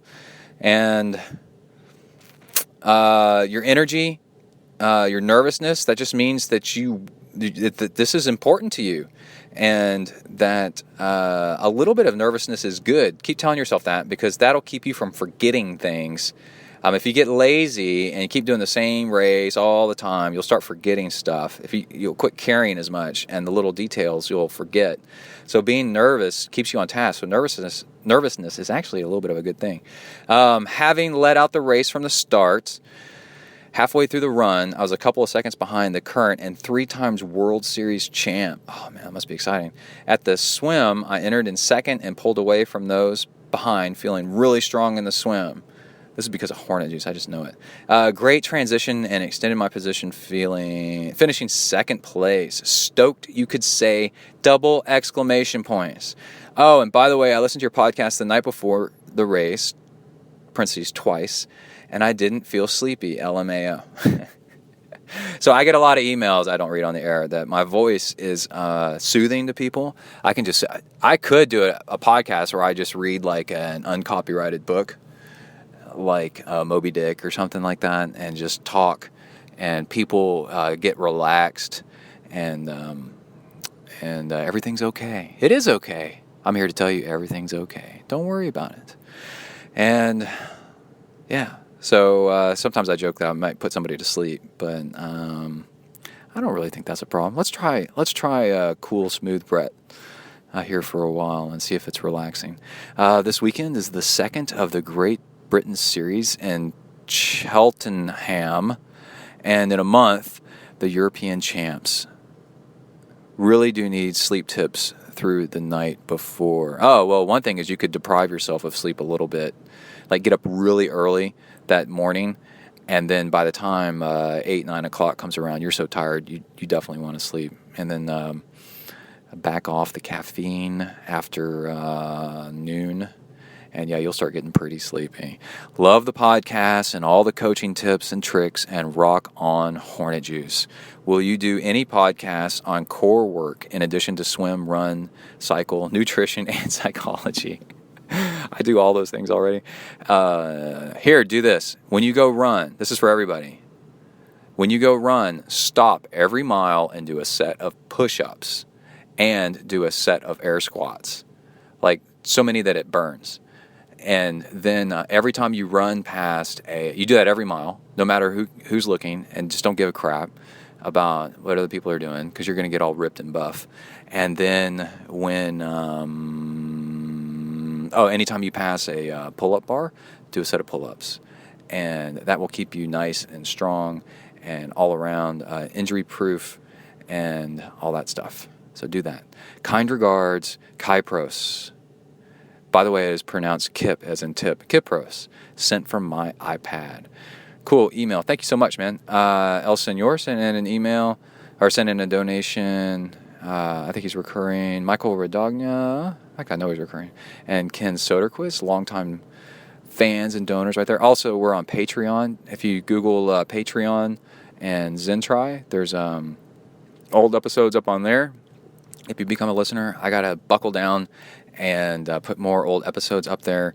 I'm just training like crazy for Ironman Canada and Whistler the end of July, and I'm just booked, man. It's just absolutely crazy. And I'm training for this Uberman thing in October, end of October, swimming the Catalina Channel, which is 22 miles, and biking over California mountains for 400 miles to Death Valley, and then running the Badwater 135 course with 135 miles from Death Valley up to Mount Whitney. So yeah, I'm a little overreaching time wise. Oh, I have another email I wanted to read. I was going to read this at the top of the show and I failed, so I'm going to read it now. Eduardo, no looking back. Coach Brett, hi, comma. Thanks for checking regarding my Hornet juice. Oh yeah, he ordered some, and then there was a problem with it, and I had to go track it down and figure out what was up. I haven't got it yet because I'm out of town. Oh, well, that was the problem. But looking forward to experiment with this supplement. I also bought 2 packages of Amrita bars, and I'm waiting for a friend to bring them to me from San Diego. I forgot to apply the code for the discount next time. I'm originally from Mexico, live with my girlfriend, Myrella, in Israel, and have 2 sons and 1 daughter and 2 incredible grandsons, 2 Trek Madones, and have used have used a Cocker Spaniel for something to ride around on, and used to have a Cocker Spaniel, Nick, but he passed away 3 years ago at age 17. Oh, man. My wife had a Cocker Spaniel growing up. I got to meet it. It was so badass. So cool. He used to pick fights with the cats that lived in their house, and one time it had a cat claw stuck in the front of its nose. It was just like, yeah, bring it. I discovered your podcast by coincidence about 6 months ago, and then since then have been listening to them during my long rides when I train by myself most of the time. Good, man. Training by yourself is awesome. I enjoy your shows and really appreciate your efforts to bring us the best of you and what all that is related to Tri and Zen. Your pronunciation is very clear. Oh, cool. I'm going to keep doing that. And makes my life easier because English is not my mother language. Hablas español? And sometimes I have hard times when I listen to any programs in English, but not yours. I wonder if it's because I lived on the border of Mexico. And I speak a de español un pico, or I probably didn't even get that right. Un poquito. I also listened to some of the old shows. They are loaded with good information and still very relevant until today. Through today, I think he meant. I'm just glad you quit eating and drinking during your shows because that was really hard to overcome. We as listeners put our ears in your hands. That's weird. And we are confident that you will take care of them. But when I listened to those podcasts where you eat your Amrita or drink your beer, I was about to quit. But then in another podcast, you said you won't do it anymore. And I'm so glad you took that decision. 5 Oh, this is so cool. He calls them admiration marks instead of exclamation points. 5 admiration marks. And, yeah, hey, listen. If you don't like me eating or drinking on the show, don't worry. I do it very, very rarely. And it's just because that's what's going on. And I have to eat right now because I just finished a big workout or whatever. So, yeah, don't stress it, everybody. And I've been doing triathlons for the last 10 years. Cool. Nowadays, I'm about to do my first full triathlon at Challenge Galway. I've done 3 half distances in the last 3 years. The last one in Eilat. I forgot how to pronounce that. But John Hirsch has talked to us about doing that race. That's a crazy hard half Ironman distance race. Very hard one, but finished first in my age group. Hey, man, that's really cool. I forgot about that. first in your age group, 60 to 64. I just love the sport and feel I owe a lot to it. I hope I'm ready for the full distance.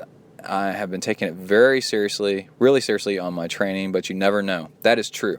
That's wisdom, because a 60-year-old guy, y'all listen to this. You just never know what to expect, right? And as you used to say, anything can happen in a distance like this, but I feel ready. The only thing I'm afraid of is cold water, the Atlantic Ocean. So if you have a good tip regarding swimming in the cold water, please let me know. And don't tell me everything is in the head. I've been trying to convince my body that everything is in the head, but unsuccessfully. I still find it hard to swim in cold waters, and the Atlantic is really cold. 3 admiration marks. I'm wearing a neoprene vest under my wetsuit, and maybe this will help, and a good neoprene cap. The neoprene cap is where it's at, man. That'll make the biggest difference. Yeah, maybe the vest. His wife is doing the half distance. She's the one who introduced me to the sport 10 years ago. Cool. Hey, there's a big study that came out that said married couples, men live longer because the women make the men do stuff that's good for their health. So that's exactly what's going on right here. Also, make sure your ears, this is my advice right here, make sure your ears are covered evenly on both sides. Either cover them both or don't cover them both. If you get cold water in one and not the other, you will start spiraling in your head because it messes with your inner ear, the one being cold and the other being warm. So, yeah, be careful with that. Breathing both sides keeps the water even. Breathing one side kind of starts messing with the water flow over your ears. That was my thing, helping somebody swim Lake Tahoe one year, and made me sick. Otherwise, make sure you eat enough and go hard enough, because then you'll generate body heat, right? A bad thing in ultra running and open water swimming is you don't eat enough and you start to bonk. Well, then you slow down and then you stop making enough body heat, and then you get really cold and you can go hypothermic and drown, or have to have a rescue crew come drag you out of the woods. I've seen both of those. And let's see. Well, Coach, I think this is a long first letter, but I hope it is not the last one. I hope not as well, man. Send in some more ones. I love older people writing in with wisdom about their experiences and helping us younger people out with things to share. I think on this podcast, our audience is willing to listen. We don't think we're too smart. That's the whole thing about Zen, is wisdom comes from experience, and we are listening. And, well, Coach, yeah, okay, we already read that. My warm regards to Kai. Go Kai! 3 exclamation points. You are on the right path. 2 exclamation points. And your wife, ZenTri Nurse on Twitter, and Kona, and Zoe, our new little yellow lab mix dog that is driving me freaking crazy, Zoe. Wishing you all the best, Eduardo. Thanks, man. That was a really cool email. I really enjoyed reading that. Thank you. All right, let's go ahead and get started with the training log. Whew, man, I've already recorded all of it. So after the training log, it's the next episode. But let me tell you, this heat is killing me, absolutely killing me. And next episode, all about the trek with the electronic shifting and trying to dial in fit, how to do that using a trainer and a power meter and heart rate strap, all that good stuff. So, all right, without further delay, here is the training log. Here we go. You are entering the ZenTri training log zone. Huneli.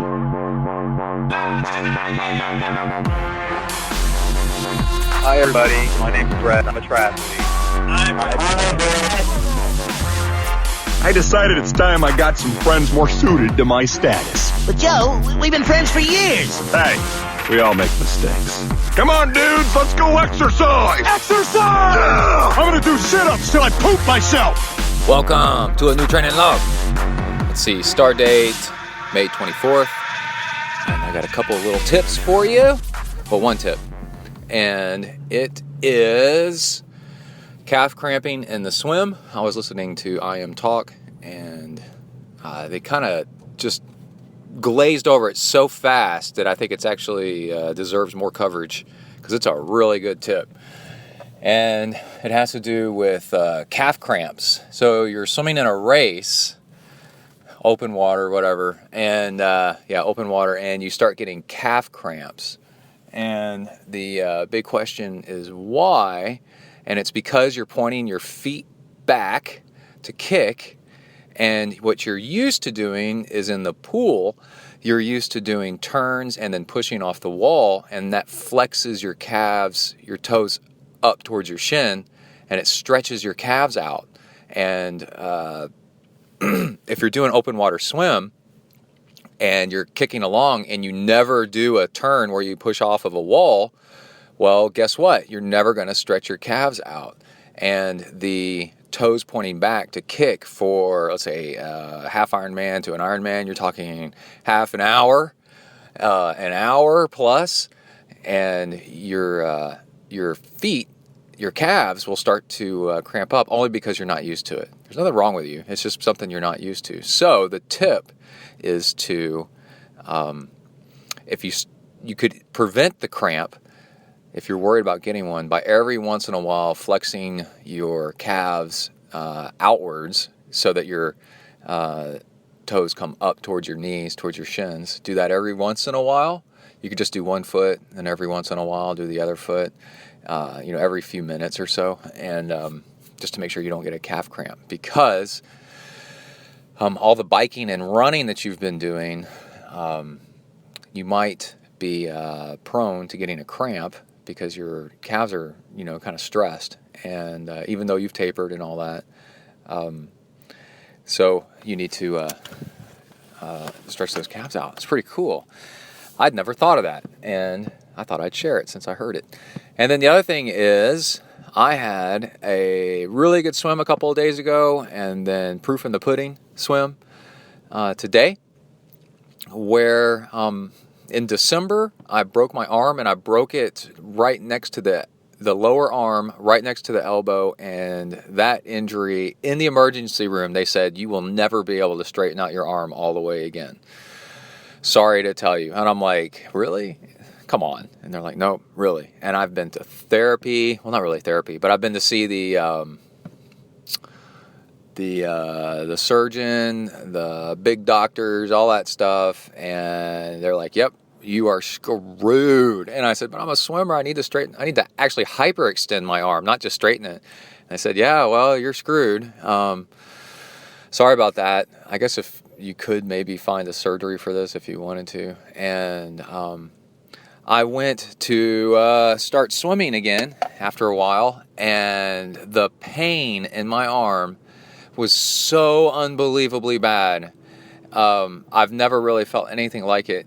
And the weakness in my arm, lifting weights, my arm started out maybe 1/10 as strong as my right arm. My left arm is the broken one. And I eventually worked myself up over months. Gosh, what are we at? Like 6 months now. And there's the thing where how bad do you want it, right? With Matt Fitzgerald in the previous episode where, and there's another book out. Oh, I forgot the name of it. It's a James Altucher show interview with obstacles are motivators. And if I did not break my arm, I would have just kept on swimming maybe 3 times a week. But because I broke my arm and I wanted it back, now it made me so mad that I actually started swimming 4 times a week and really being particular and swimming harder. And in the end, it has probably made me a better swimmer. Even with, I would call it almost, I'd call it a disability. I cannot straighten out my freaking left arm. It is stuck with it's missing. It goes to like, oh my God, it's terrible. It's like, I'm missing 15 degrees or something like that and it hurts when I try to straighten it out. And in spite of that, and I also can't twist my hand all the way. And every once in a while when I swim, it gives a twinge of pain. And I've got crepitus. I've got scar tissue that crunches and clinks in my elbow when I move my elbow. And if I move my elbow really fast, the tendon catches on a piece of scar tissue or on a bone or something like that, and it pops. and it's a freaking nightmare. And but in spite of all that, I managed to swim this morning the same speed, or maybe even a tiniest bit faster than I have usually before I broke my arm. And that is amazing, and it just shows you what the right mindset, if you have a setback where you're not going to let it stop you. And I remember I tweeted this morning, I swam 1 hour at a 124 pace. A 125 is what I like to swim. I swam an hour at a 124 pace. Fuck you, broken arm. You did not win. And I'm getting kind of emotional right now just thinking about it. Because my identity, we all have ego and identities, who we are, is a swimmer. I'm not the fastest swimmer in the world, but I enjoy swimming, and I love swimming with beautiful technique and stroke. Like, I enjoy the art of swimming. And it's a wonderful thing to be able to swim well. It's a beautiful thing. I always say that a good swimmer looks like ballet. It's gorgeous to see what good technique can do. And my technique isn't super awesome, but it works. And to have that, your identity and ego just like taken away from you, it leaves you just completely depressed and bewildered and lost. And to get it back is just is amazing. And but it's not the same as it was. My technique is now different, and it's uglier, but it's mine. I made it, and I made it work. So, yeah. Anyway, that's it for this portion of the training log, and I'm super, super stoked. So, yeah, you have obstacles. You can overcome them with work, because honestly, without the obstacle, with everything just being normal, you're probably not trying as hard as you could anyway, is my whole point. So sometimes the obstacle makes you try harder, and it makes you reveal an even better side of yourself on the other side of it. All right, that's it. Off to work. Bang. All right, I'm back. I am super stoked today. 2 things. 1, I get to go visit my bike. Yay! It's the bike shop called and said it's all there, it's all ready. They're waiting on a saddle. Oh crap! That's the other thing. I was going to bring in my other saddle. Damn it! Anyway, and it's got electronic shifting. I've got such a woody from my electronic shifting. I can't even explain it. But anyway, that was inappropriate. But the other thing is, I was doing a swim workout this morning. Check this out. A really good swim workout is where you are dying. You're nearly dying either at the end or after every set or, whatever. And you can do that because in the pool is such a forgiving environment. It's totally different than running. Biking's kind of halfway in between, but you can give it all in the pool. But it's like zero gravity and it's cooling. So you can return and do more and more and more and more. And it's a great place to work on your aerobic ability and burning muscle and all kinds of great stuff. But anyway, I was doing 10-minute intervals where I would start off easy and then work myself up about to race pace and over time. And then the last 2 minutes, I would do like almost an all-out sprint, a 9 out of 10 sprint. And that would end up being about 150 yards for me. And first one was great. Second one, and then when I'm done, it rolls right into the next 10 minutes. But the first bit of that 10 minutes, I walk across the pool. I used to have this swim coach that would give us 25 or 50s walk. And you're in the water, but you just kind of walk across the pool. And if there's a deep end in your pool, then you kind of swim breaststroke and kind of float on your back. But and that the time it takes for you to go 25 yards that way is like 30 seconds to a minute, 30 seconds, and it's really nice recovery. And then you start again, right back into your 10 minutes of your next interval, which would end up being about 6.5 minutes of swimming, easy to medium, and then 2 minutes, bam, hard, right? Really, really hard. Well, anyway, first one was good. Second one was great. Third one, I remember after the third one, I go, oh, how many more of these do I have? Because they were starting to kill me. And then and I was like, oh, that's not a good sign because I have 3 more. I'm only halfway done. And fourth one was great. Fifth one I was really starting to feel it. And then sixth one, when I finished, I finished at the wall and I hit stop on my watch and I laid with my upper half of my body on the deck, on my elbows, my chest kind of on the deck a little bit, trying to catch my breath because I went that hard where I needed to lay down on the deck of the pool, even though my lower half of my body was still in the water, touching bottom. It's like 3 feet deep. And I was sitting there going, that was a good workout. Really, really good workout. So again, 10-minute intervals. First 8 minutes are progressively easy to moderate, kind of like race pace, sort of like Ironman race pace, which is pretty moderate. And then the last 2 minutes, hard, really, really hard, 9 out of 10. And then you roll right back into the next 10 minutes. But the first bit of that 10 minutes, like walk across the pool to catch your breath, something like that. Works great. All right, that's it.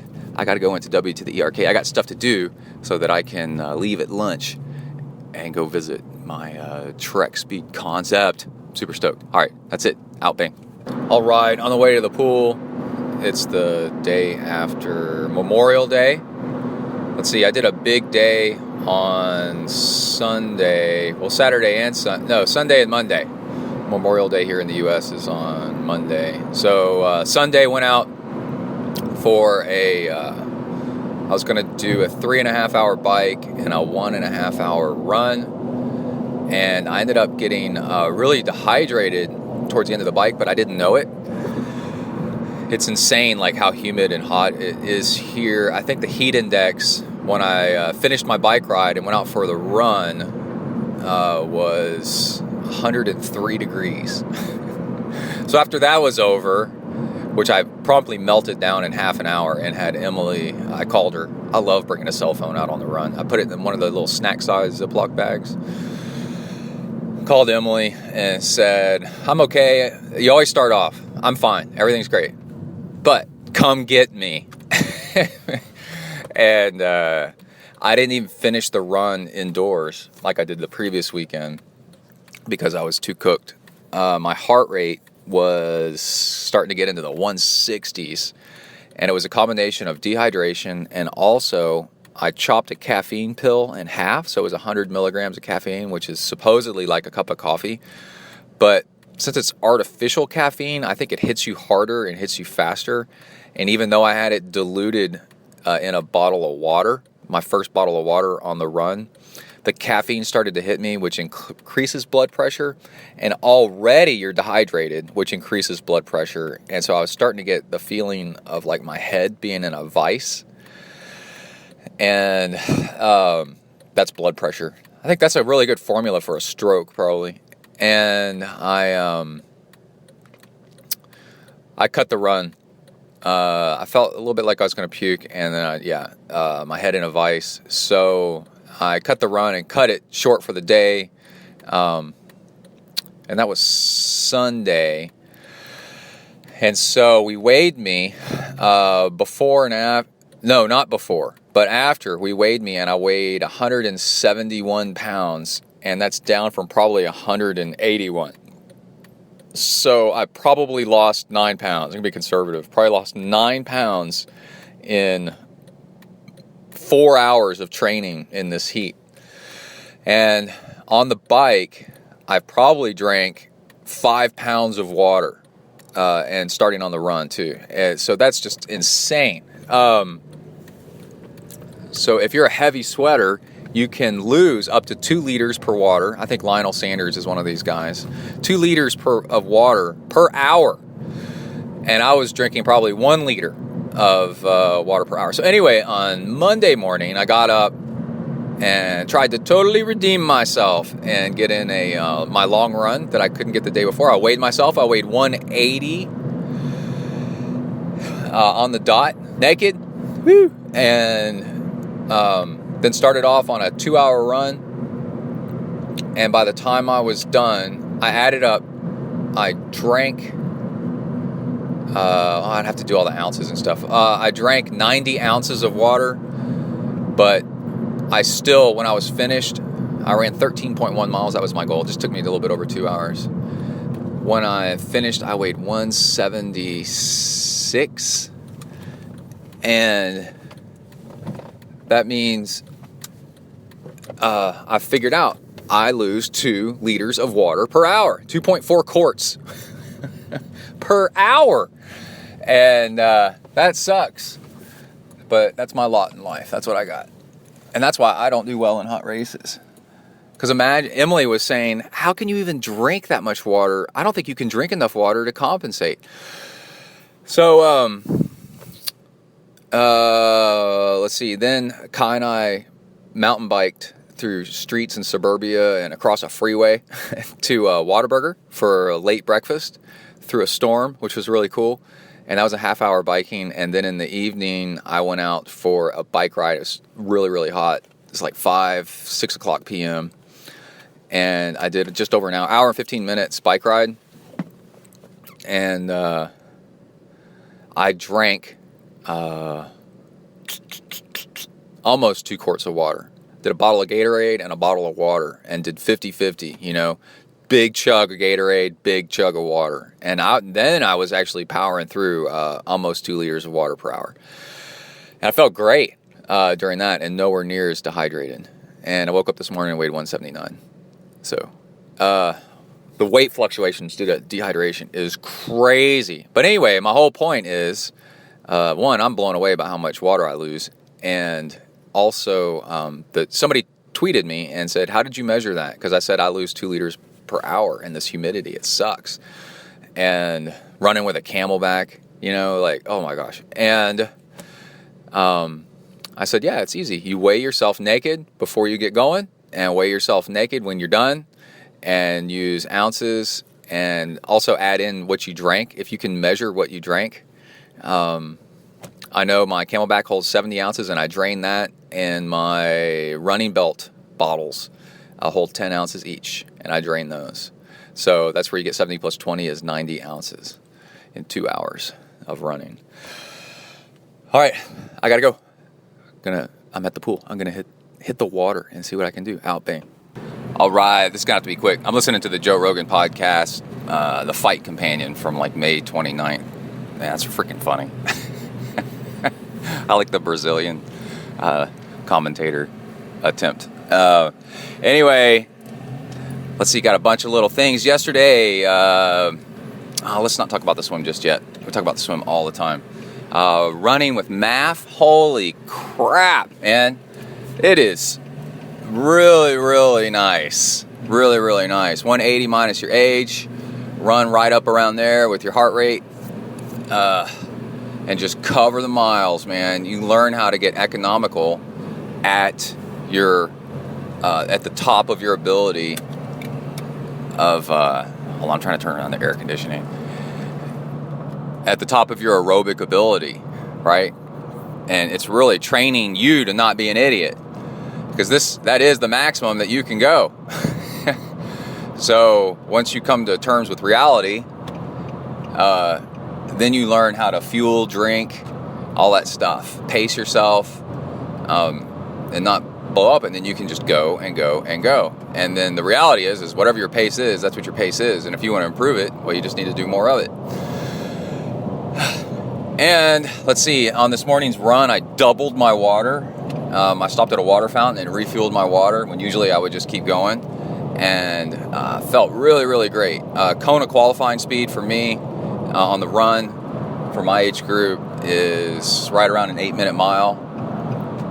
And if you subtract the first couple miles, 3 miles of kind of warm up, not pushing it too hard, then I float around an 8-minute mile, but on flat ground. So the last couple miles, I ran 7 miles in just over an hour. The last couple of miles, I was running a high 7.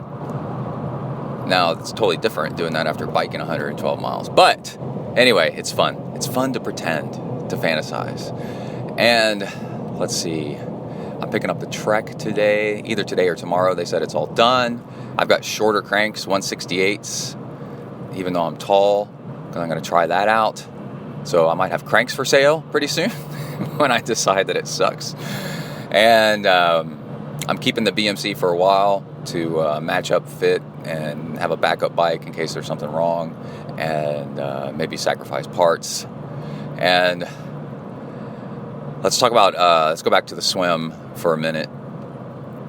Oh, I want to thank Peter for his tip. I'm going to email him and thank him too. I coach Peter, and he said on his plantar fasciitis, he had it off and on, and the thing that finally he realized that did it in was calf stretching. Lots and lots of calf stretching and massaging. So I started doing it. He sent me an email, and so I started doing that yesterday. And in one day, I already feel like way, way better. Like I might be finally climbing out of this hole, but we'll see. And because like my run this morning kind of hurt, but it didn't hurt like it usually did. It felt like I had more. Usually by 5.5, 6 miles into a 7-mile run at a good clip, it starts to hurt. And this today, it never changed. It was the same very light, dull pain the entire run and never increased. And that's a good sign. And also I've been doing running every other day on purpose. The other day I ran 13.1 miles. I ran a half marathon. And the day after, the backs of my knees hurt.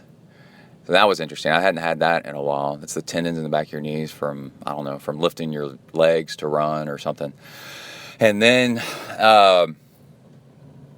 was dehydrated yesterday, but then did a good job rehydrating, eating some ice cream, and always working on metabolic flexibility, which not being only high-fat, low-carb, but being strategically high-fat, low-carb at the right times, which as I keep working on it, I'll give you more details because it's really complicated, and I hate giving advice on this podcast that I'm not 100% positive about, especially about food, and I don't want to mess anybody up.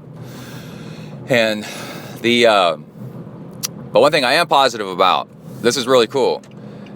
On the swim, you get a watch that has a beeping timer and set it to a pace that you want for your workout.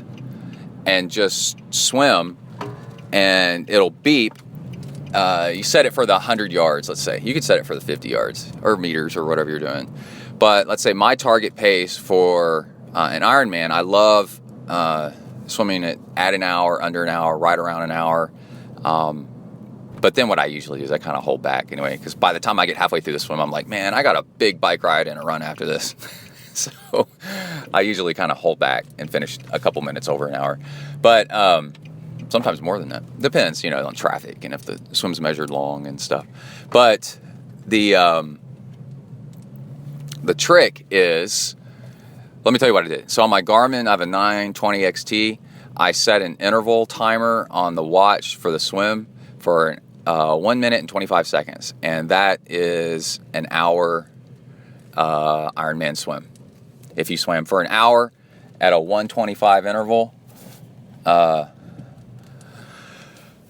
100 yards, then you would swim 2.4 miles, almost right on the button. And so what you do is you swim, and after 100 yards, it beeps and vibrates. The Garmin 920 has a vibrate motor in it, and you can barely feel it swimming. But if your head is underwater and your arm is out of the water, when it goes off, you can actually feel it on your hand. And if it's underwater and your head's underwater, then you can hear it. So it's actually pretty good to have both. And how much time do I got? I got 10 minutes. And so I was swimming along, and at first I decided to do an hour swim. And at first I was right on the interval. And then then what's so cool is you can test out little things like, okay, if I pull my arms in a little bit more, if I speed up my cadence, if I lower my head or whatever, all these different things. If I kick more, if I kick less, if I streamline more, Usually it's faster cadence and trying a little bit harder. It's the formula. I quit being so lazy. Then you'll start beating your goal interval and getting ahead of it. And that's kind of cool too, because every time the beep goes off, you can go, oh, I'm a little bit further down the pool, farther. When the alert goes off, and that's pretty neat. And so I was swimming along at a 125, and about halfway through the swim, about half an hour in, I was about 25 yards ahead of the interval. I'd made it to the other wall, and it was starting to go off by the time I made it to the wall on the other side, which meant I was swimming about a 124 interval. And then I got greedy, and I kept going, oh man, I can keep this up. I can keep my pace faster than this. This is great. And I pushed a little bit too hard, and I made it about halfway back on my interval. So about 25, 50, what was that, like 30, 35 yards ahead. And then all of a sudden I started fading, and I was like, oh crap. And I started slowing down, and I started, really messing up. And then I ended up about 10 yards, 15 yards ahead when I finished of where I wanted to be. But anyway, this thing is like a metronome. It's kind of like a power meter. And everybody really ought to try this out. It's really cool. And there's a cheap way to do it, a cheaper way. It's not that cheap, but it's an Ironman. If you get a Timex Ironman watch and you get one with the interval timer, countdown timer is what it is, a repeating countdown timer, and you set that to your goal pace. So let's say you want to swim 130 in your race, a 130 pace, or you want to swim 150, or you want to swim a 110, I don't know, 115 or something like that. Then you can practice it in the pool and learn. It's kind of like math swimming, and learn what it takes to swim that pace. And then when you learn what your real pace is going to be, what you do is you do it a couple of practices and learn to keep up with it. And then after a few practices, it'll be easier, and then you can shorten the pace. Go from 125, in my case, to 124. Set that interval. Is it possible? I think so. In fact, I know so. I've done it. I've done this for years. I just haven't done it lately. And as we get closer to Ironman Canada, it's becoming more and more critical. So anyway, thought I'd share that with everybody. That's your swim tip of the segment here. And go give it a try. It's really cool. All right, out, bing. All right, let's go ahead and wrap up the show. I'm on my way home at night from swimming. A little bit unusual, but to keep up consistency and keep improving, you don't want to go too many days without swimming, so I swim every other day. I try to not miss 2 days in a row. And then also, you can improve your cruising speed by doing overspeed. And like I said with the timer thing, you can set it to whatever your goal pace is, and then do a block. What I did tonight was 3 20-minute blocks of swimming, nonstop. And I had my timer going off of what my goal pace is for my race. And the first part of the block of the 20 minutes, I'm cruising along just kind of easy. And then as I get closer and closer and closer to the end of the 20 minutes, I try to get to my goal pace. And then the last few minutes, I try to go over pace. And what happens is, just like you get stronger if you lift something that you can barely lift, if you lift it a few times, then your potential goes up. Your body goes, oh man, I may have to lift more than what I'm able to lift, so I better get stronger. And then if you swim faster than what you're able to sustain for a long time, then your swim body goes, oh, I better get faster, and you get stronger. So that's why you do things like hills and overspeed, sprint, and such whatnot to get faster. It actually works really, really well. You just need to do it at an interval and in a way that inspires you to make training fun, and that's why you like some variability in training, which leads me to a nice moment of zen for this podcast. Way at the back, somewhere in the back, there's a moment of zen. And I was listening to the productivity show by Asian Efficiency, which is the name of the company that puts it on, interviewing a guy, just a regular old guy who's fixed his life up nicely by little tips and tricks. And he said he found out, this is an older guy, so he's kind of wise, and he said he found out anybody can do something, right?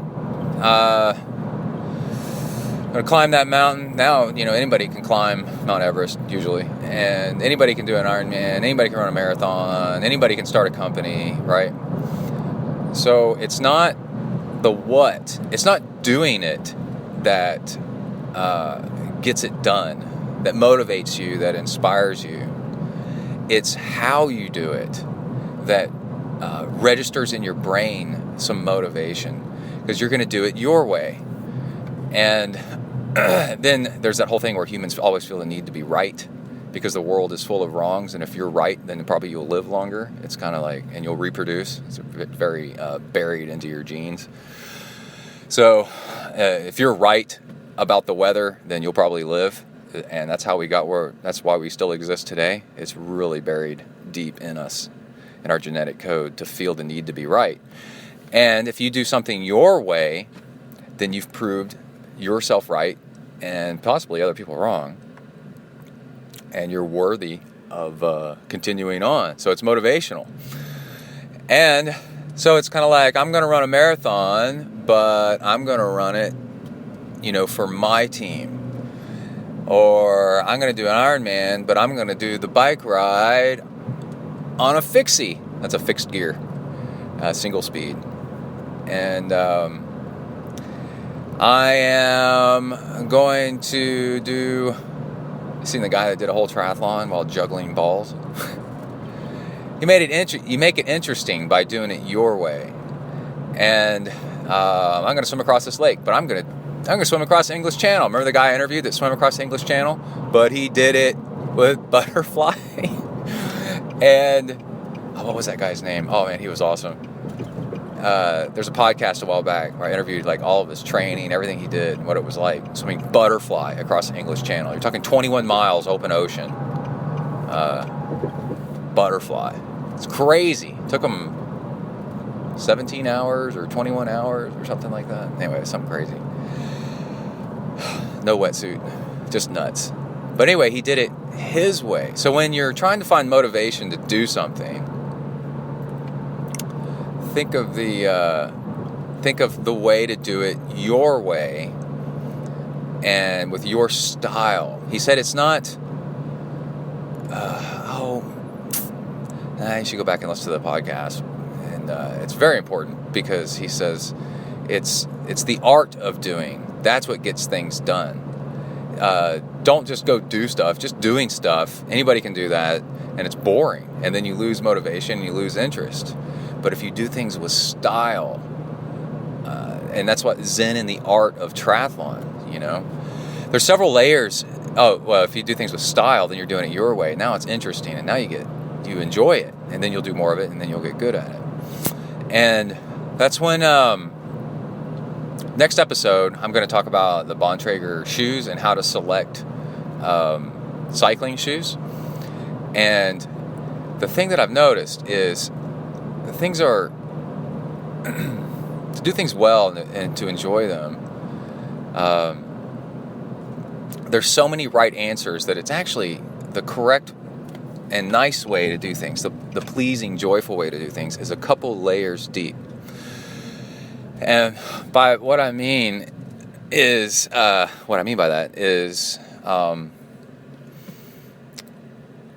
it's kind of like you can find, somebody can tell you the best way to train, right?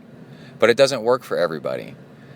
So the best way to train is actually the way to get your ass training and what gets you motivated to train. See, that's 2 layers deep.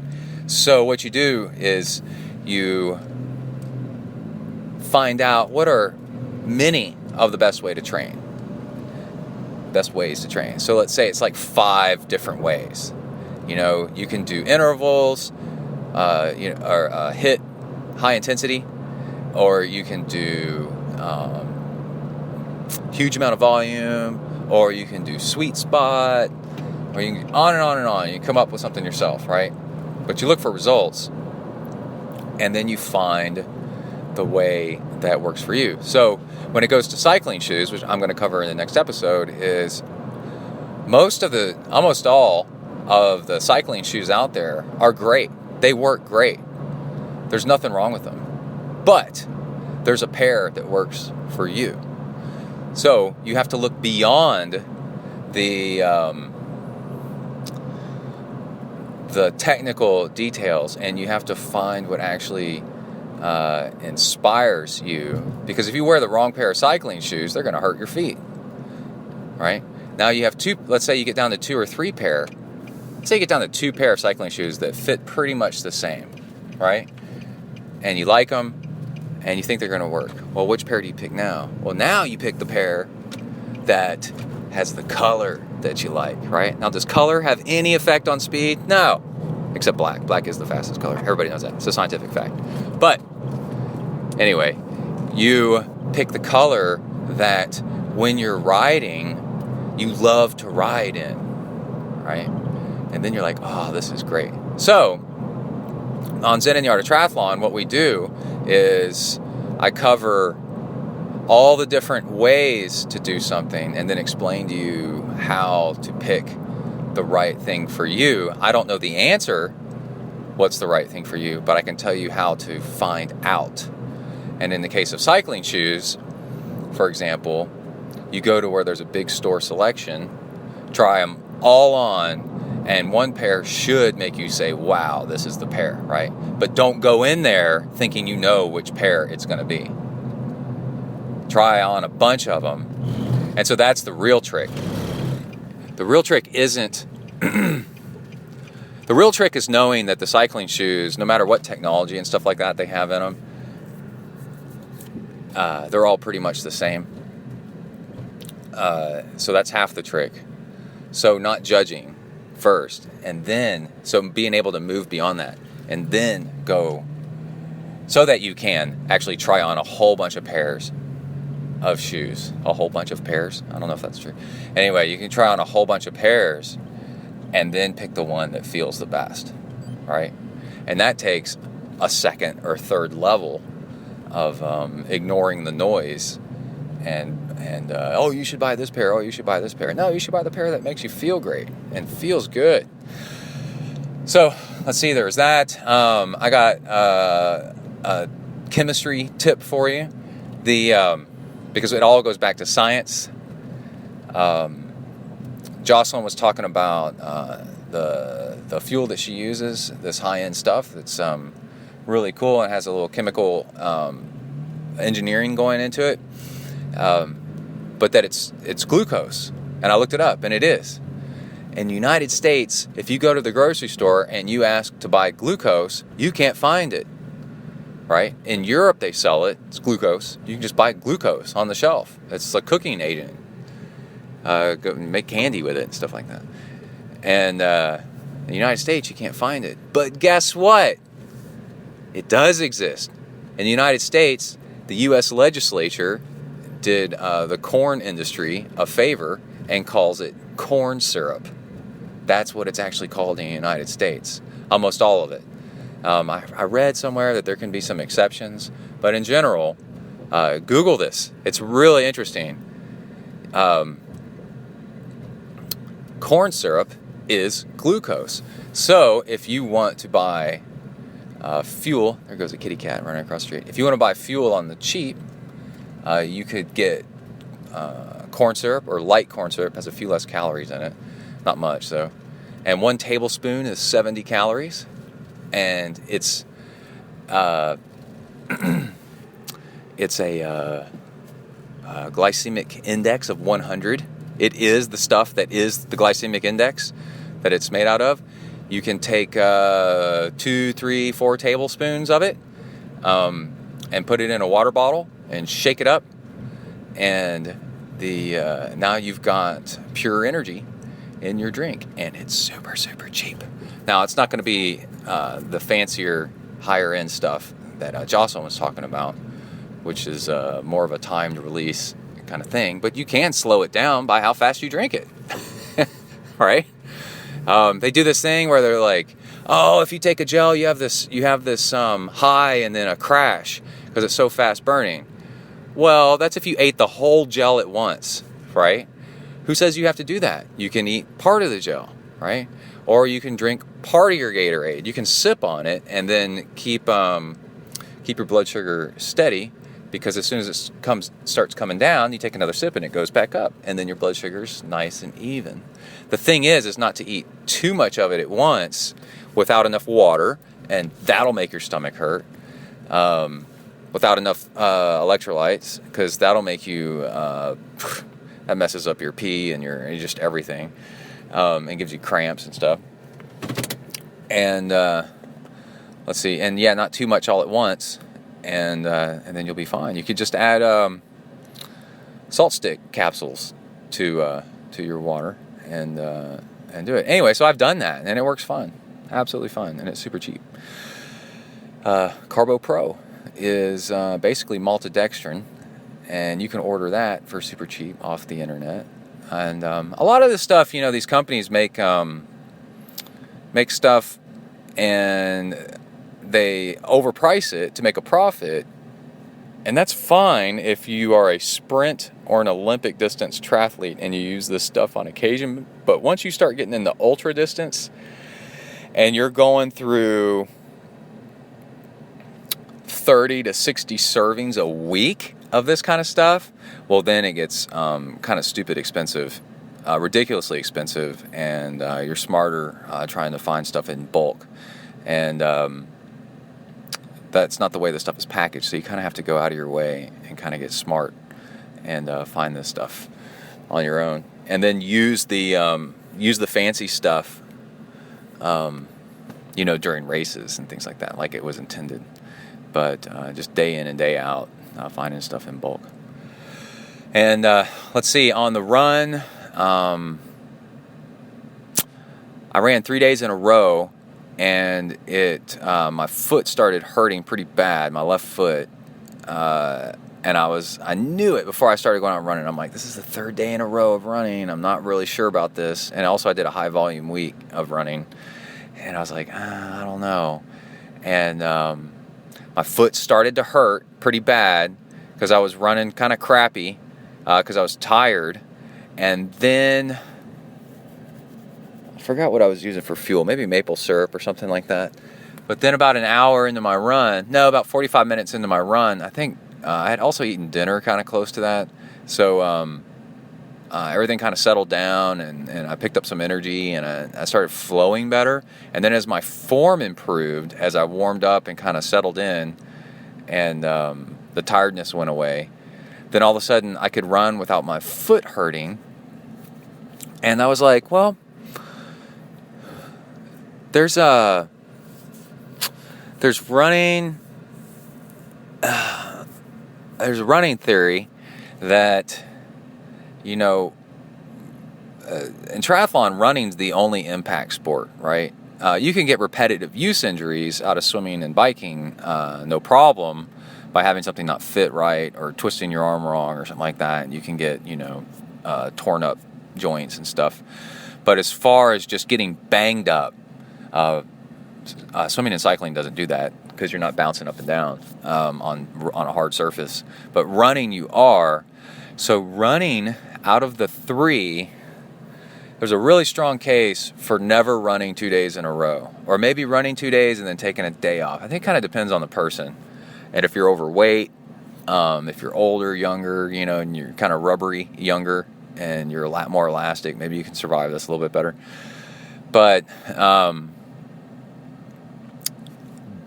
and then on top of that, definitely don't run if your running form is compromised. Now, let's say you're kind of tired and your swimming form or your biking form is compromised. that's okay, sorta. You know, you got some room for error in there. But if your running form is compromised, you can do some real damage. And you want to strongly consider that if you don't get into a good running form and a good flow quickly, that you may just want to say, you know, I'm going to skip this and move it till tomorrow until you can run well, because the damage that you do is really bad running. And it's like, well, what about on race day? You know, because you get off the bike and your run form sucks because you biked 56 or 112 miles and now you're tired. Well, that's an exception, you know. That's okay.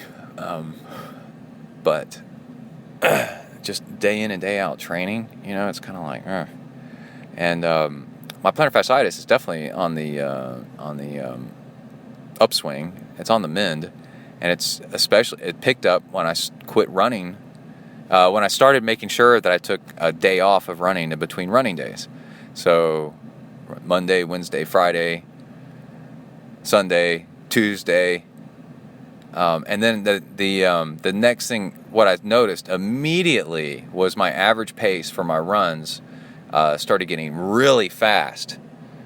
And it's because I was pretty fresh going into each run, and that allowed me to run better and better and better and get faster and faster and faster. So I was getting a lot faster, and I was getting my injuries were starting to go away until I ran 3 days in a row. And so I did the smart thing, and I cut it short halfway through my run. No, not halfway. I went about a mile longer than I should have, but I was kind of away from the house. Oh, and I saw a baby copperhead snake, and I took a video of it and posted it on Instagram. It's pretty cool. So, yeah, I think that's how I wanted to wrap up the show. I think that's everything. I want to thank Jocelyn McCauley for being on this episode. I love interviewing her. She's so well-spoken and smart and on her way up, and definitely got some breakthrough performances ahead of her. It's really cool having her on the show and having her as a buddy in the triathlon world. I think she's, if you're a sponsor out there, and she's loaded up with sponsors, but keep your eye on her. She's got a lot of talent. Former swimmer, former track star, right? So she's got all the pieces. The bike can be picked up and learned, and she's doing that for sure. She's smoking it on the bike, catching everybody. So, and also really easy to interview, and really a clear mind. And man, she said some really zen stuff too, didn't she? And inspirational, and a mom coming from an age group or background, got family and all kinds of stuff. So very impressive. And I can personally kind of relate to her because she's from Southeast Texas, like I am. So we got kind of the same background.